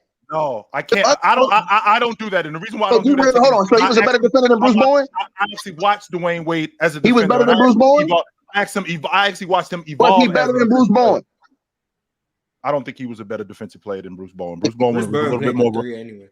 But he was a forward. But and we talking about perimeter defenders. Now, are we talking about perimeter defenders, or are we talking about perimeter defense? He was guarding the guards. Hold on, Bruce Bowen was guarding the Kobe's. He was guarding all the guards. He was guarding he would guard the best player if they weren't a center. But like, no, I'm saying, but he was guarding all the guards. Hold on, Bruce Bowen was guarding all the guards. He was guarding the D-Wades. He was guarding the Kobe. And he was guarding the too. And he would guard the best players. I'm saying, but chill, you got to put him in that category if he's guarding all the top guards.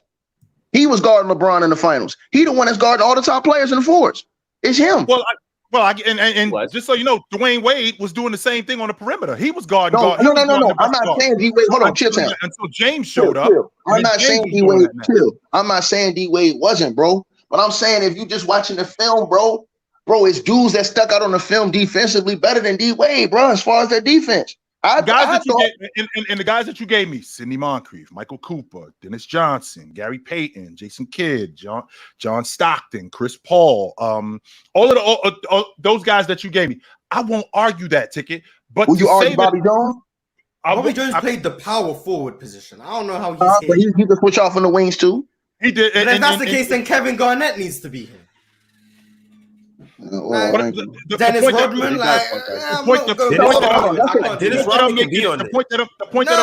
was guard defense. Sorry, it was guard defense. It did start as that. Yeah, but go ahead. The point that I'm making is that as a perimeter defender, Dwayne Wade was one of the best perimeter defenders all time at the guard spot. That's what this was originally about. It wasn't about perimeter. It wasn't about Shane Battiers and Dennis Rodmans and Scottie Pippens. No, it was perimeter players at the guard spot.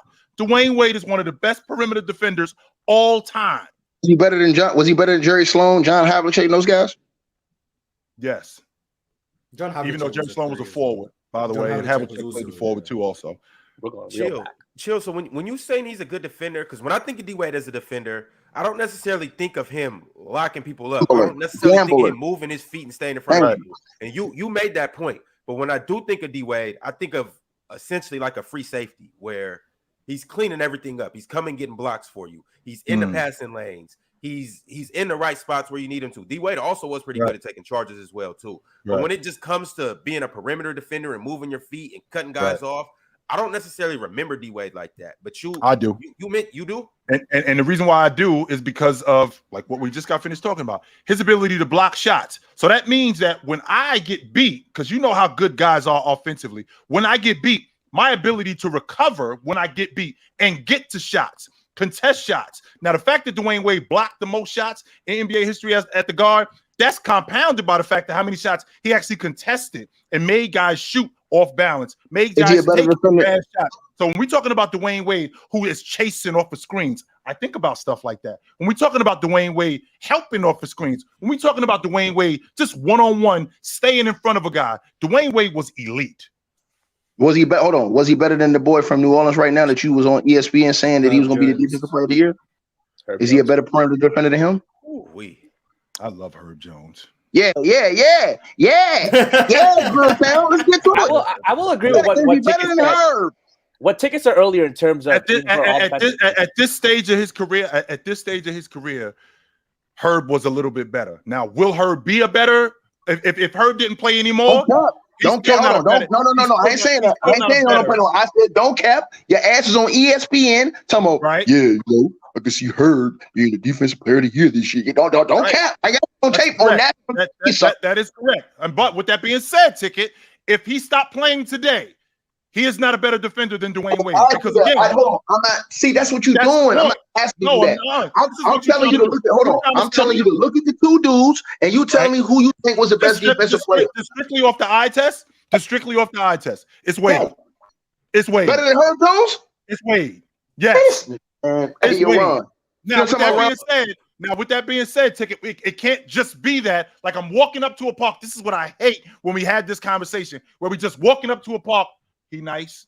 He better than him.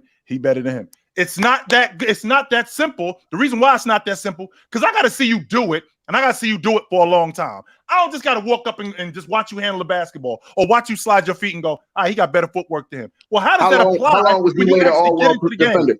How long was D-Wade an all-world defender in your mind? Let's see. He showed up in 2003 for at least that decade. You think for a decade? No, not a decade. Hold on. I'll give him like 6-7 years. Yeah.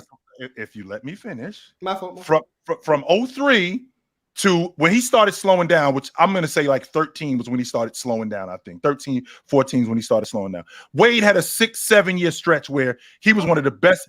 Wade was one of the you can make a legit argument that he was one of the best perimeter defenders in the game, hands down. No question about that.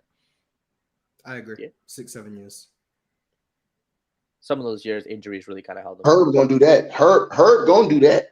And then I got no problem with that if once we get to that point, having a different conversation. But right now, I can't say that a dude who is in year 2 or year 3 that's averaging 27 a game, and I just watched him. Is he a better scorer than Kobe Bryant, who only averaged 25 a game? Hell no. I ain't doing that. Some people are trying to do that, but there's no way. And Mars, I'm for real gonna crash my car into a telephone pole when I hear those people saying stuff like that.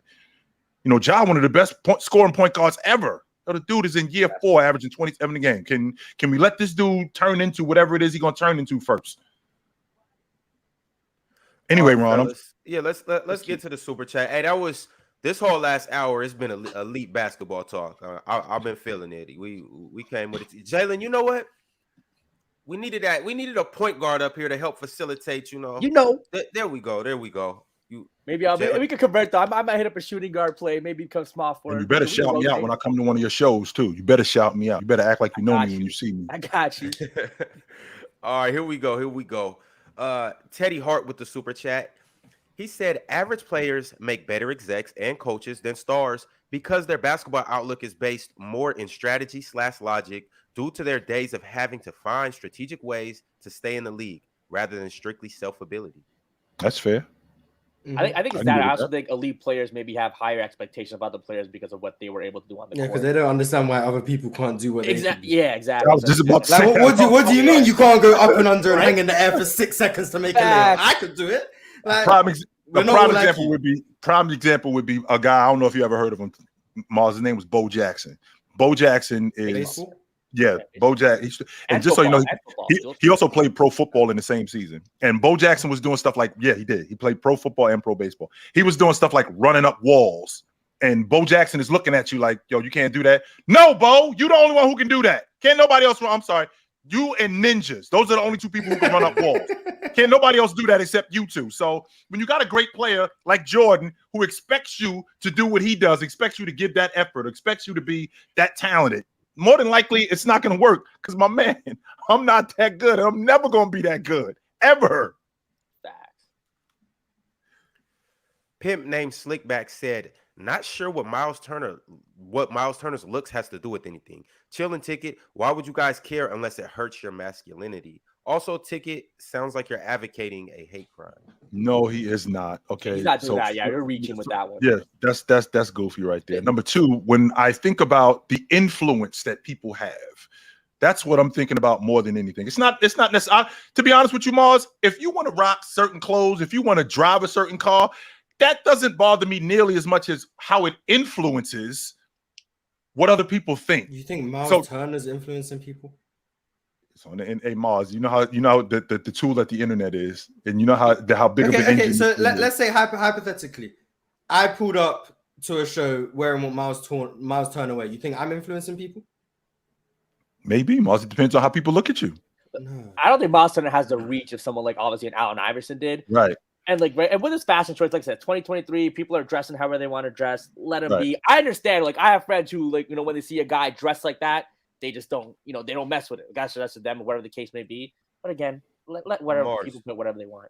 Myles Turner is absolutely influencing people. I'm pulling up his Instagram now. I'm sure he's getting love. 257K. He's for sure influencing people. But on top of that, aside from that, the dude is a star player in a big city in America. It's kids in Indiana that look up to him.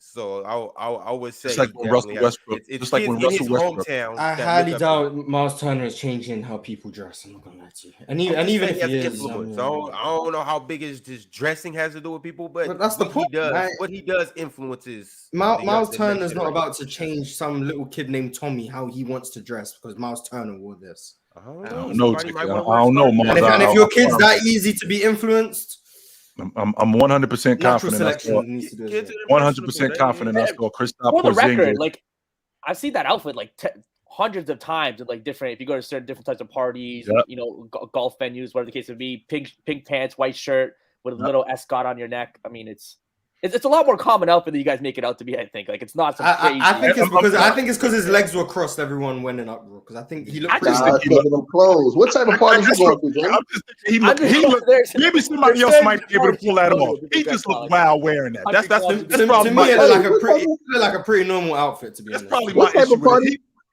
I'll say this. I've been to like some country clubs through work. You see a lot of dudes dressed like that. Right. Dressing like, man, come on. Yeah, he dressing like Ricky Martin. Hey man, Ricky Martin gets love out here, man. That's what I'm I know. trying to say, They though, do Mars. that local. I know. That's what I mean, Mars, because when you talk about influence, I'm 100% confident. I saw Kristaps Porzingis get introduced to Allen Iverson. He had cornrows in his head when he got introduced to Allen Iverson. So a lot of people. The influence that these guys have. Now, Myles Turner, maybe it's just the outfit. Maybe it's the fact that maybe somebody else could pull that off with it. Somebody else is rocking that. I'm like, you know what? That don't look bad on you. That's kind of dope. You, on the other hand, you shouldn't be rocking that. You look wild with that on. Yeah, I didn't like. I wouldn't wear it for myself. I don't think it looked great. I just don't like me personally. I just don't care what someone else wears. If I don't like it, I'll just close my eyes. Then I don't have to see it no more. Like it's not that deep. That's fair. That's fair. All right, fellas. Since we off basketball topics right now, we're gonna stay off basketball topics because I got another super chat from my dog Warnock 56. He said off topic, but rank these guys if you know, you know. Nas, Jay-Z, Wayne, Pac, and Biggie. Okay, what's the criteria? We talking lyricist, just musical hits, or the totality as a rapper? You know what I mean? Well, let's do it. Let's do it about who got everything first, and that's Pac. So that's got to be one because he got the whole. He cover everything, lyrics as far as just the influence, the culture, star power, everything like that. More than Jay-Z? Secondly, I would say Nas. The reason why I say Nas over Jay is because Nas beat Jay in the head-on-head battle. You understand what I'm saying? He beat Jay, so him Nas beating is a better lyricist without a doubt. No, but when he beat him, that elevates him because they had a major battle and he won. So to Nas me, that won the elevates battle. him. I hear you, Ticket. Nas won the battle, but did Jay-Z win the war? Because Nas is filthy rich too. Nas just don't flash his fluent. Yeah, but not Jay-Z rich. Did you see? Hold on. Oh, yes, he is. Did you see Nas's bread when hold on? Did you see what Nas is making when they put out when he had to go to court to get with Khalees over the baby? Did you see how much he was making? How much he had to pay her? I know he has his own like private equity. You might want to go check out Nas with that work. That was years ago, and he's actually making more money now. That was years ago. Nas got a whole investment portfolio. He's getting more money now. Nas really a business mogul for Don't let him fool you. But you got Nas at 2. You got Nas at 2. Right. Who else? So number 3, put it back up, Ron. Number 3 has got to be it's going to be Big because Big influenced Jay-Z. You understand what I'm saying? Jay-Z got his style from Big. Jay-Z wouldn't have been Jay-Z if Big passed away because Big was the man, and then Jay-Z came up after Big passed away. Remember, Nas had hits when Big was alive. Nas was doing his thing. He was at the top of the game when Big was alive. So I'm going Big, then I'm going Jay, then I'm going Wayne. I'm mad at that. Okay. Yeah, Chill. What direction are you going? When you talk about criteria, I care about your rhymes. I care about what you say. Big, the best I ever heard. Of all of these guys, Big is the best that I ever heard. The downside with Big is that Big wasn't around long enough. And you dudes know how I care about longevity, how long you do it. So that's the downside. So Big is more. Is that really his fault? No, it's not. He got killed. Yeah, that sucked. That sucked. Yeah, that sucked. But Big's the best. That's all for longevity. I mean, he kind of died. Like right. Big is the best that I ever heard. And like Ticket already talked about, with him taking out Nas. I mean, I want to make sure you remember too, Ticket. Your reign on the top was short like leprechauns as I crushed so-called Willie Stubbs and Rapper But Don. Nas wasn't. Get in Nas that wasn't. ass quick, fast, like Ramadan. It's that rap phenomenon. You know what he's talking about? He was talking about. But, he was talking about yeah, Nas. come on, Nas. But right, hold on, but hold on, chill. Before you say that, they both was on that same level. Remember, Nas already had the hit album, still Illmatic. When Big was out, Nas already had a #1 album that was. So him and Big, they was battling head to head. It was written. Jay-Z wasn't even a thought at this point. Jay-Z was an underdog. He wasn't even a thought. You know what I'm saying? He was Hawaiian Sophie fan. He wasn't even no thought at that point. Right. See what I'm saying? So when you're looking at Nas and Big, they was going at each other for New York.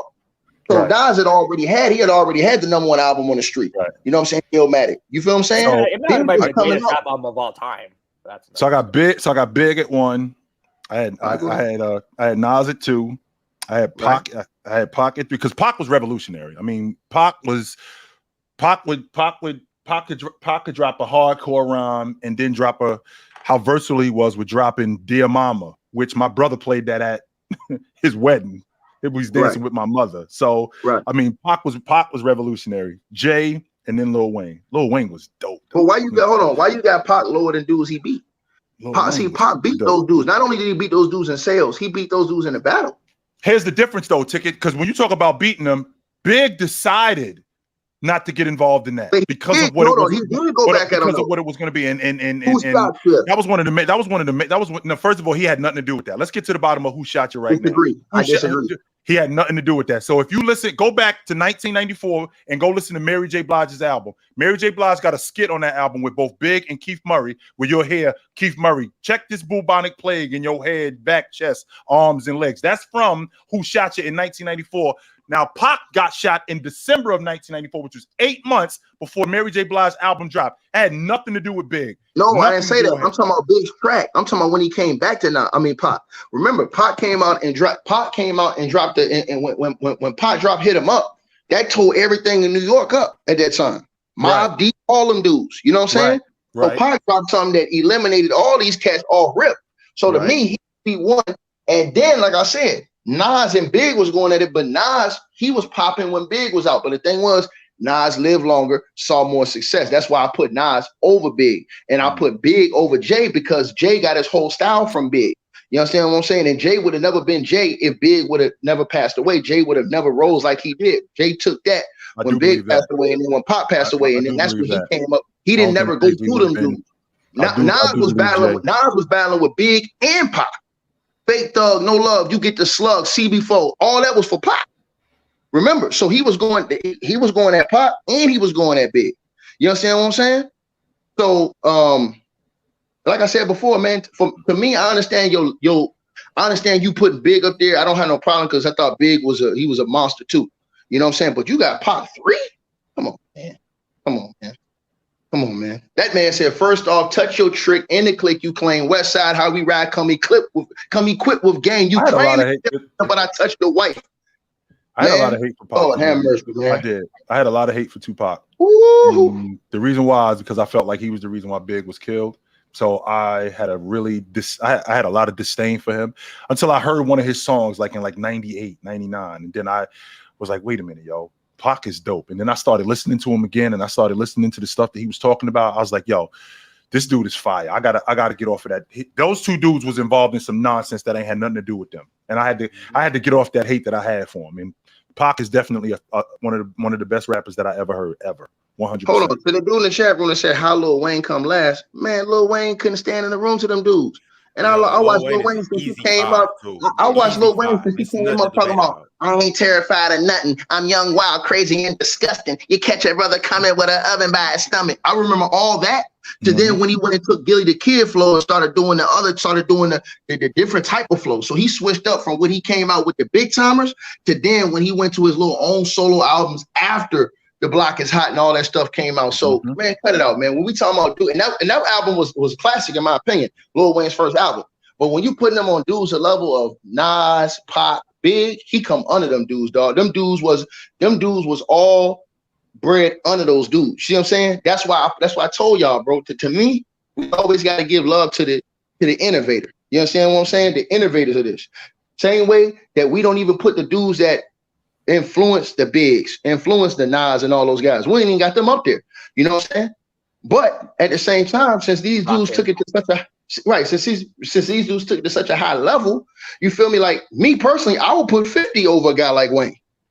Just me personally. Wait, 50 Cent cultural impact for he had a 2-year run. No. I'm talking about 50, but 50 Cent is a rap. Hold on. 50 Cent as a rapper was unreal too. I don't know about as a rapper. Hey, no, I can't even say that. I can't even say that, Tiki, because Wayne has influenced this whole generation. The dreads, but 50 did. Hold on, but 50 did too. Dreads, grills, face. Hold on. 50 had niggas. Tune. That's all. The reason why Jalen Carter wearing that tank top right now, nigga. What you talking about?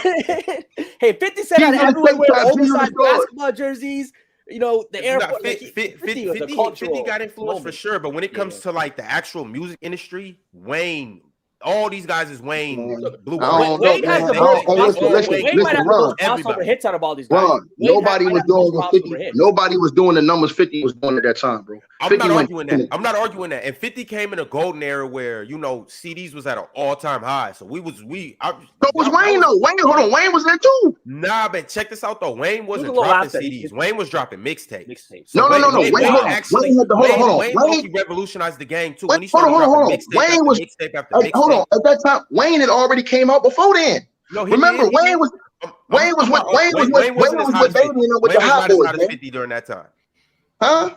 Wayne wasn't as hot as 50 during that time. Right. So, hold on. My point to you is this: 50 came out the stove hot. So the first album goes diamond. The second album sells over 5 million. The third album sells over 3 or 4 million. Then he fell off a little bit. So those are, but no. But those three, hold on. Those 3-4 years stretch, man. Wasn't nobody hotter than those three albums ain't being touched. We got to remember that. Those three, that first album sells over 11 million. That's diamond.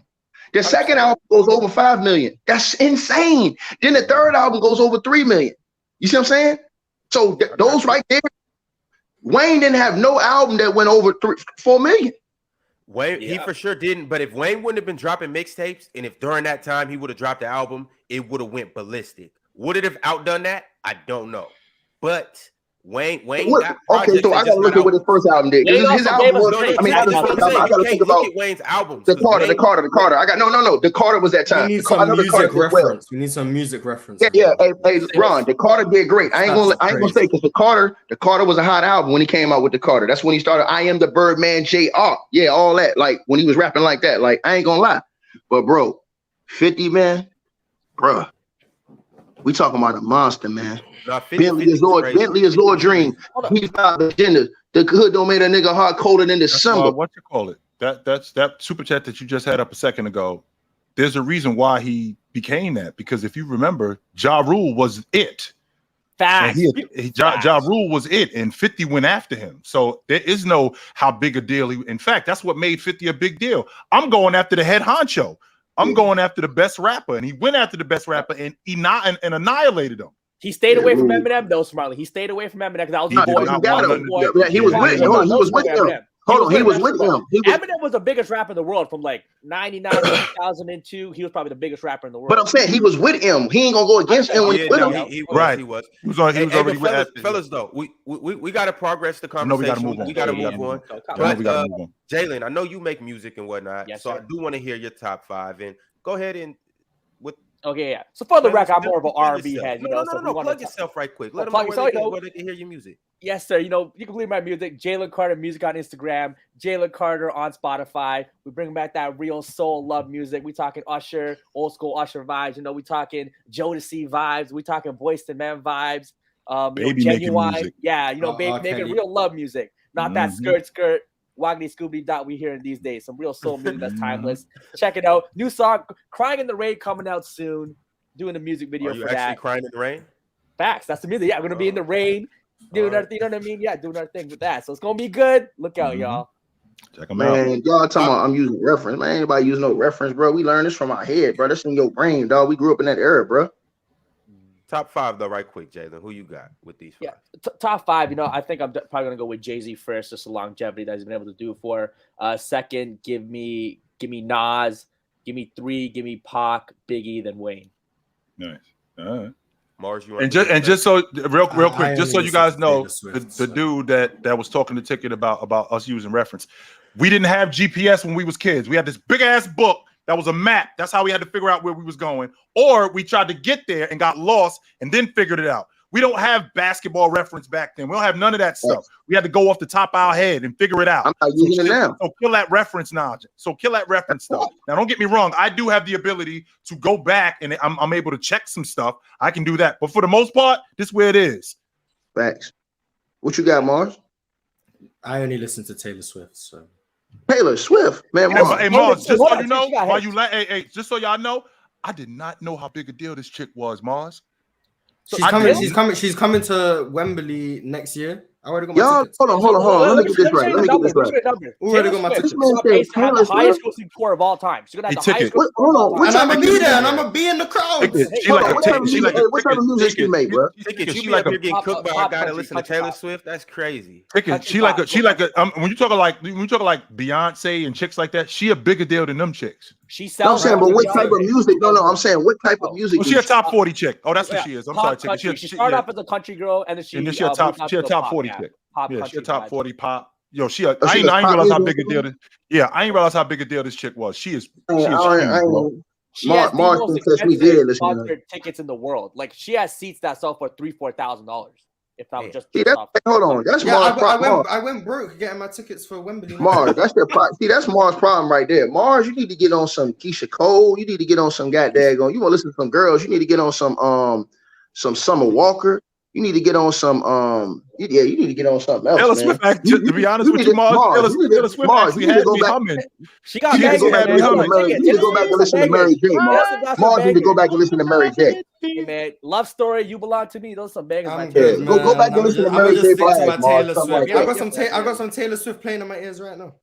That's how I get through the show with just Taylor Swift in my ears. I'll be like Mars. I'll be lying to you if there was a time when you didn't catch me humming. It's me. Hi, I'm the problem. I'm like, that's kind of dope. That's kind of dope. I'm feeling that. Taylor Swift is the anyway, LeBron, go ahead. All right, so let's keep it pushing. Drink More Water said, why do people only equate clutch to the final shot? Can you not get a clutch rebound? How about a clutch find of a teammate? What about a clutch steal, block, or defensive stop? Wade is more clutch. Chris Bosh got a clutch rebound. That's not true. And a clutch pass too. That's a real clutch. I know clutch pass. Yeah. Clutch is more than just making the shot, without a doubt. Clutch still, Michael Jordan on that power forward in Utah. Clutch still. Clutch block. Tayshaun Prince blocking Reggie Miller. That's a clutch block. That was huge. Best block of all time. Jay Beast Yeet said, who y'all got as a better player? Nash or Kid? Me and my brother have been debating this a lot lately. That kid took 2 teams to NBA Finals. What are we talking about? And has a championship. Wait. It's still and was a better defender. I think that was so much better. Jason Kidd. Look, let me tell y'all something. And old boy got the bad end of the stick from the whole thing. Byron Scott. Byron Scott should still be a coach now. He was a great coach, and then all of a sudden, because he went and took a bad job in Cleveland, he took the worst job in the league in Cleveland, and then went around and took a job where Kobe was on his last will in LA. Now all of a sudden he can't coach no more. He ain't nowhere to be found. Man, with 2 straight NBA it was kind of outdated the way he was coaching. To be fair, how is that though? No, Mars. He went to the worst team in basketball in the Cavs. He was in New Orleans before Cleveland, right? He was in New Orleans. We just saw what Ime Hustrocha just did with Boston. Now, when he go over here this year and get the hell beat out of him in Houston, I don't want to hear you talking about he's not a good coach. You blame them players that's over there putting on lipstick and fingernail polish like Jalen Green when they come on. Ime's going to do a good job, though. We're going to be in the playoffs, number 1 seed. So if he don't, I don't want to hear no excuses. We have Magic Johnson and Michael Jordan on the team. If he can't coach that, I don't know what he's doing. Gotta keep it pushing. Earl with the super chat said, was invited to Chilltown's place back in '94. Best biscuits and gravy I ever had. Seen you on YouTube and wanted to say hello. Shout out to the panel. Chilltown, do you remember Earl and your biscuits and gravy? Old homie? It's weird that you Americans call biscuits stuff that aren't biscuits. I always get confused. I don't. But you need a butter biscuit. A biscuit to me is what you guys call a cookie. It's like every time I hear biscuit, I'm just always confused. Like you guys, that's what it is. You guys call biscuits cookies, but that's dope though. We have cookies. Cookies are like chocolate chip cookies, and then you got like smaller versions that are called biscuits. Bro, what the hell is wrong with Mars, man? And then what you guys call a biscuit is usually considered like a scone or a scone. A butter biscuit. That's right. Shout It's out very Popeye. weird. Every time I hear biscuit, I have to realize that you guys aren't talking about what we call biscuits. Mars. Brandon Tate said, "Ain't no way Kyrie better than Dame. Y'all get caught up in the flash. Ticket out of pocket." Man, you smoking, I don't know what, bro. That's Uncle Drew, nigga. Stop playing. Michael McGee said Kyrie Irving is not better than Damian Lillard. Damian Lillard had the Portland Trailblazers in the playoffs every year in the West. Tyree could never. I'm calling Tyree. What do you mean? cares about Every year? making the Hold playoffs on, if you just lose hold on. round one? First of all, if he would have came in the league without LaMarcus Aldridge, he would have been out of the playoffs too. So let's just be honest. Kyrie didn't come in the league with nobody like that. Kyrie came in the league and he was the only guy. So you guys saying this, that didn't mean anything, what you just said. It just meant that he came in with a better team. He was a playoffs as a rookie. I do think Damian Lillard's been a little more consistent than Kyrie. Like after Kyrie's left Cleveland, he's been a little more up and down. What you mean he's been more consistent? Kyrie has damn near been a 28, 27, 26, 27 point per game guy with the assist and the rebounds and the steals. I think we also got to talk about. We also got to talk about Irv's production. I mean, because you talk about the playoffs too. Irv's production drops in the playoffs. No, it doesn't. Yes, go. And since you looked I up the numbers, I got it right here. Got it right here. I'm go pulling it right look now. up the numbers. It doesn't. Hold on. It doesn't. Hold on. It only time it did is that 1 year he didn't play a lot of games because he was in the what you call it. Well, you know what? I take that back. It did because the year he was in there with Brooklyn, he missed those games. Remember, he missed those games and he just went right to the playoffs. The year before that, yeah, I can say it did. He went down and he went to 22.7. Then a couple years he was at 25.9, 25.2. But those were years where he was up. So he went up a couple years. He went up a couple years. It's hard with Kyrie, man, because he had injuries. Those years he was only playing like 29 games 1 year, 54, 20 games, still telling like, I can't judge that. You know what I'm saying? I'm really interested to hear this though. Brandon Roy in the league today? Devin Booker. Oh, he's a superstar. Devin Booker. Superstars, right? No, better than Devin Booker. He's better than Devin Booker. Mars, B. Roy was different. I'm not saying that. I'm not saying he's not better than Devin Booker. I'm saying that's the comparison. That's how we talking about him. So when we talk about the better guards in the league. When you talk about the best shooting guards in the league, it's about Brandon Roy, Devin Booker, those guys. That's how we talking about him. That's fair. Which, by the way, they can't put disrespect on Kyrie. I mean, the last 6 years, Kyrie's been 27, 27, 27, 27, 27, 23.8, 24.4, 25.2. That's the last 7 years. Right. He's buckets. I won't fight that part. And in the playoffs, it drops off, even though nearly 50, 40, 90. But hold on. But you got to remember, Chilltown, most of those years, bro, you got to remember the situation, bro. If you're not playing those games and then you're going into the playoffs, like he had situations where he was hurt and then went to the playoffs and played. That matters, man. The fact that you beat up, that matters, yo. The fact that you are beat up, matters. Yeah, I'm saying that to you. I'm just saying that Dames went down too. These dudes that keep thinking like Dames was up. Dames went down. His production went down. That's because Dames are fraud. I ain't gonna say you're a fraud. I'm just saying he ain't what they say. I ain't never say Dame a fraud. I'm just saying they ain't what he said. I'm saying he's a fraud. Oh, okay.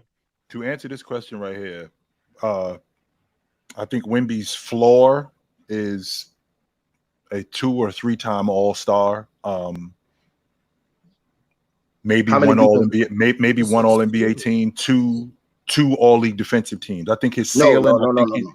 His floor is Greg Oden. Four all defensive teams is floor. His floor is Greg Oden. That's his floor. His floor is Greg Oden. You think Greg Oden is his floor? Yes, if he can't stay healthy, he's going to be out of the league. His floor is Greg Oden. It's likely he gets hurt. His floor is that he never gets healthy. Yeah, that's his floor. If he's healthy, I think his floor could be. When we talk about floor, the worst he can possibly be, if everything goes wrong, he's Greg Oden. Okay, well, Mars, I think that it is worse. Like his overall career, he'll be like 3 or 4 all defensive teams, easy. If he's like, he'll make an all defensive team next year. I think he'll make an all defensive. Because here's the bad part I hate about this, and I'm gonna tell you, Pop said he's gonna load manage him next year, his first year. Like, that's crazy. I said that would happen. That's why he's not going to win Rookie of the Year. He's going to load manage him, and he's going to manage his minutes. He don't care what nobody say. He don't care what Nike say. He don't care what the NBA say. Nobody. That's crazy. Told you that would happen. I think his floor is Kristaps Porzingis. His floor is everything. Do you know what floor means? Everything goes wrong. Goes wrong. Right. Yeah, injuries. That's the Yeah, take flaw. injuries That's out Greg of it. Oden. That's the Yeah, flaw. The Greg Oden. flaw. I The get worst what that you're could possibly saying. go is Greg Oden. I get I it, was yeah, taking get it. Mars. I was taking Injuries out the picture. injuries off the table, and he Can't do played. that.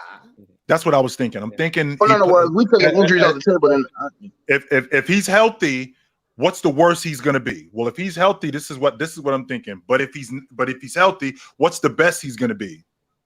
I mean, yeah, he's gonna I be agree with But you. the The worst ceiling is he'll the be greatest is player Chris ever. Stapps. The ceiling is the greatest player ever. Yeah, Chris Stapps is the worst. Chris Yeah. Stapps is I think that he'll be it with more defensive teams. Chilltown. So we got to put that in there. He's gonna make like 3 or 4 defensive teams off rip. So I just think that right there, for what I've seen, he's gonna lead the league in blocks. So I think he's gonna At lead the some league in point, blocks. that's gonna happen. At No, some he's point, gonna do it that's next year. 100% gonna I think he's happen. gonna do it next year, Phil. I think he's gonna be a double guy. I'm convinced of that. I think that we could see him as a double I guy. still haven't Wanna bought lead into the league the in blocks rebounds. next I'm year, sorry. Phil. I still haven't bought into the rebounds. It's not me. You watch, Mars. Yeah, Wait you watch. till From Pop day get a hold one, of. I'm not seeing Wait till Pop get a hold of him and Right. actually get him in the gym and get him in that system. He's a double guy. You not see his agent say that he doesn't want him on weights? Yeah, he said they're gonna put on weight. They're fighting him putting on weight. Yeah, I agree with that. Though. Hold on, I kind of agree with that. I'd rather him get stronger than just try to put on weight. Because if you're just trying to put on weight, you're not. That's just getting you big for nothing.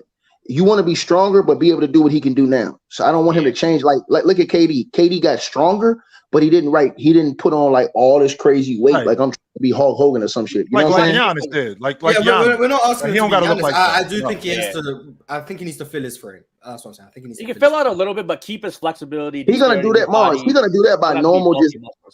He's gonna do that by normal lifting weights, normal workout, normal exercise. Yeah, I and just don't getting think he fit. needs to do some extracurricular stuff to try to just get bulky. Now, these dudes that saying he's gonna be a bum, something the hell wrong with y'all saying that he's gonna be a bust.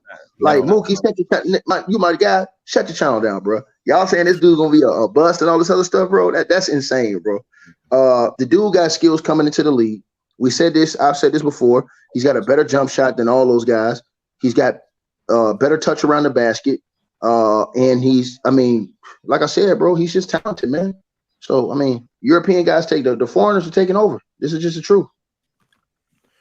All right, y'all. A couple more super chats we're going to get to. We're going to get to them. Let's go with my man BD Production said, how much has Kyrie and KD really progressed their games over the years? They really haven't like that. They play the same as they did in 2015. That's not true. That's a lie. Actually, KD game progressed a whole lot. We seen it with the playmaking, especially the year that Kyrie got hurt. KD's all-around game has progressed. He's read the floor better. He's able to get his teammates involved more. He's nowhere near the guy he was before when he was in OKC. And the same with Kyrie. Kyrie's nowhere near the player he was when he was with LeBron. He's more mature now.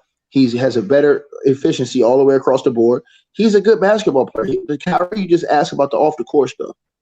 And on top of that, KD, his game got slower, and not because he started slowing down physically. I'm talking about like after 2015, like when he was playing with the Warriors, when he was playing in Brooklyn, his game got slower because he looked like he was thinking the game a little bit more. He was getting the spots a little bit differently, and things looked like they were a lot easier because he saw the game different as opposed to when he was in Oklahoma City. IQ increased. Right. Jake said the Pelicans better stay far away from signing a woman with Zion there.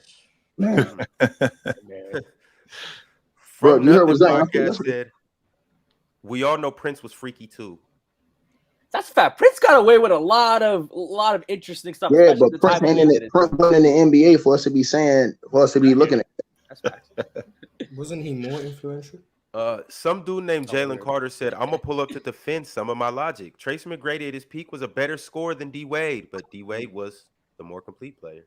That's true. We got to get Jalen Carter up here. He got to defend that. Yeah, Jalen, go ahead. No, it's okay. So my take on the whole AK-47 thing, we weren't wrong, but my logic was. Yes, I was wrong. Yeah, who's we? You were by yourself. Who's we? You wasn't involved in that, Mars? You in this? No, I just did it on here. I just did it on here. You're pushing this propaganda on your platform, Mars. My logic was, I was just thinking these all-time great defenders. It's always the same guys, right? Bill Russell, Tim Duncan, Kevin Garnett. Just a lot of big man bias. So I thought, what about these elite wing defenders like Kawhi Leonard, Sean Marion, Scottie Pippen, and Andre Kirilenko was my aim. So these wing guys, 6'7", 6'9" guys, able to guard multiple positions. So I got a little overzealous and excited. I was thinking, wait, Andre Kirilenko might be a better defender than Tim Duncan because of his defensive versatility. being able to guard multiple positions. And in today's NBA, I actually think that's more valuable than being strictly a rim protector. And because he blocked Kobe 4 times, right? Facts. That's what we do. We went, it was obviously the memory bank, Andre Kalenko. It's been a few years. We went back, we thought about it, saw some YouTube videos, not just of highlights, but also videos of highlights were included. We're included in the package. We're also videos of other intelligent YouTubers talking about it. Go watch try to watch fast-forwarded games. So I got a little overzealous and excited. But again, I do think the premise that I do think these elite wing defenders and being able to guard multiple positions, especially today, is more valuable than being strictly or more so an elite rim protector. So we That could was just take a logic behind it. so we could take the other stuff off the table. Yo, we don't talk about Andre Karolinko nearly enough defensively. I get with that logic. All right. Yeah, but he's the I got a little overzealous. No, we ain't doing that, Miles. We already scratched that out. Okay, we already took that out. But we don't talk about Andre Karolinko as a defender. Hey, Chad, check it out. This is a great learning platform. Sometimes you can be wrong, and it's okay. It's okay to be wrong. You can learn, but don't be afraid to think outside the box. Sometimes staying in the box is okay too. That's okay too. Leaf Diggy said, Mars not talking to me, but cool. With Ticket who threw a Frank in a sack of nuts at him. Chill. Chill. We're going to talk more on that 7-footer thing too later. On Chill with Chill. I ain't throwing on that Mars. What are you talking about? Oh, yeah. I don't know what Leaf's talking about. Devin said, Chilltown be acting benevolent like he didn't go to Freaknik in 98. Never went to Freaknik in 98. So just so you know, you went 99? No, I never went down to Freaknik. We had that in Jersey. It was called the Greek Picnic. It was down at the Jersey Shore. That's where I was at in 94. I'd be out in Jersey. Existing in 1994 is crazy. Mm-hmm. I had a fixed up mean in Jersey. I had to be taken to the ambulance to the emergency room one time. Chilltown. I was shaking like Ali in the back of the ambulance, man. No, Ticket brought up that man. We'll talk later, Ticket. Right. Y'all better join the group chat, the panel group chat. You get discussions like this on the regular. You think it gets spicy on the show? At group chat a little different. But Wisdom Warrior said Kyrie spent over half a decade playing with LeBron and KD and only has one ring to show for it. We got to think about that. Imagine Dame as a number 2. Well, okay, well, hold on. What in the 2015 finals next to LeBron. Okay. 2016, they won, and he made the biggest shot, arguably, of all time, but top 3 at least. 2017, KD is on the other team with Steph Curry, no matter what. They lost. Then 2018, he's not with either one of them. 2019, he's not with either one of them. 2020, KD has an Achilles tear, and Kyrie only plays like 20 games. So does that really count as Kyrie and KD together? Not really. 2021, maybe they would have gone further, but Kyrie got hurt in the postseason, and James Harden got hurt in the postseason. So how much can you really put on him? And then 2022, Kevin Durant folded. That's it. That's the whole time. I've been unlucky with some injury situations. That's the whole time. Hey, all time, Kyrie Irving is 368 wins and 303 losses in games played. All time. All time for Dame. Dame is 422 and 347. Kyrie has a higher winning percentage all time than Dame when he's playing. Cooked. All right, fellas. Well, on that note, before we go, just so y'all know, Rich Paul said that if James's athleticism went away, he's Karl Malone. I just want to put that out there. Hey, look, Chilltown. And LeBron told Dennis Schroeder this past season, and Dennis Schroeder said it, and nobody said that except for me. He told him that he's going to play till he's 45. He's going to play 7 more years. Rich Paul says it yesterday, and everybody says, "Oh, he capping." No, LeBron serious. He's. Hey, I give you your boy one thing, Chilltown. He loved the game. He's committed to basketball, and that's his life, bro. That's his life. And I give him all the credit in the world because it's hard to get up and do what he do every single day for that many years in, and ain't nobody else ever did it. Like, especially at that level. So you got to give LeBron respect for that. Period. It's just more evidence that when he said he was considering retirement, he was just doing it to stay in the media. That's the only reason he brought it up. Because clearly, if he was thinking about playing till 45, LeBron just wanted to stay as the center of attention. To add on to that, just to play that long, at some point, it gets tiring doing all those ice bats, doing everything to get ready for the season. Like, at some point, that's the thing. He'll always have the ability to play for a long time, but it's just... No, for you. Hold on, but for you. But hold on, for you. But when you... Hold on, but listen. But when you got sons involved, that motivates you. When you got a son that's coming in the league now, and you get the chance to play with your son, and LeBron James will make history if he plays with both of his sons. He'd be the only player in the NBA history that's ever played with both of his sons in the NBA. The only player in NBA history. You had in baseball where Griffey Sr. played with Griffey Jr. Yep. But in basketball, LeBron James could potentially be the only player in the history of the league to play with both of his sons or against his sons. Bryce has a long way to go before he makes the NBA. They're saying 2026. They're saying 2026. The Lakers were at this game last week. Okay, he has a long way to go because right now, I mean, he's only like 16, so he's got a long way to go, but he's not very good. So he on the draft board. We'll get back to it tomorrow. All right. He's LeBron James' son. Hey, Jalen, it was a pleasure having you up here. Yes, sir. Thanks, brother. Chill. Oh, Jalen. See y'all dudes tomorrow.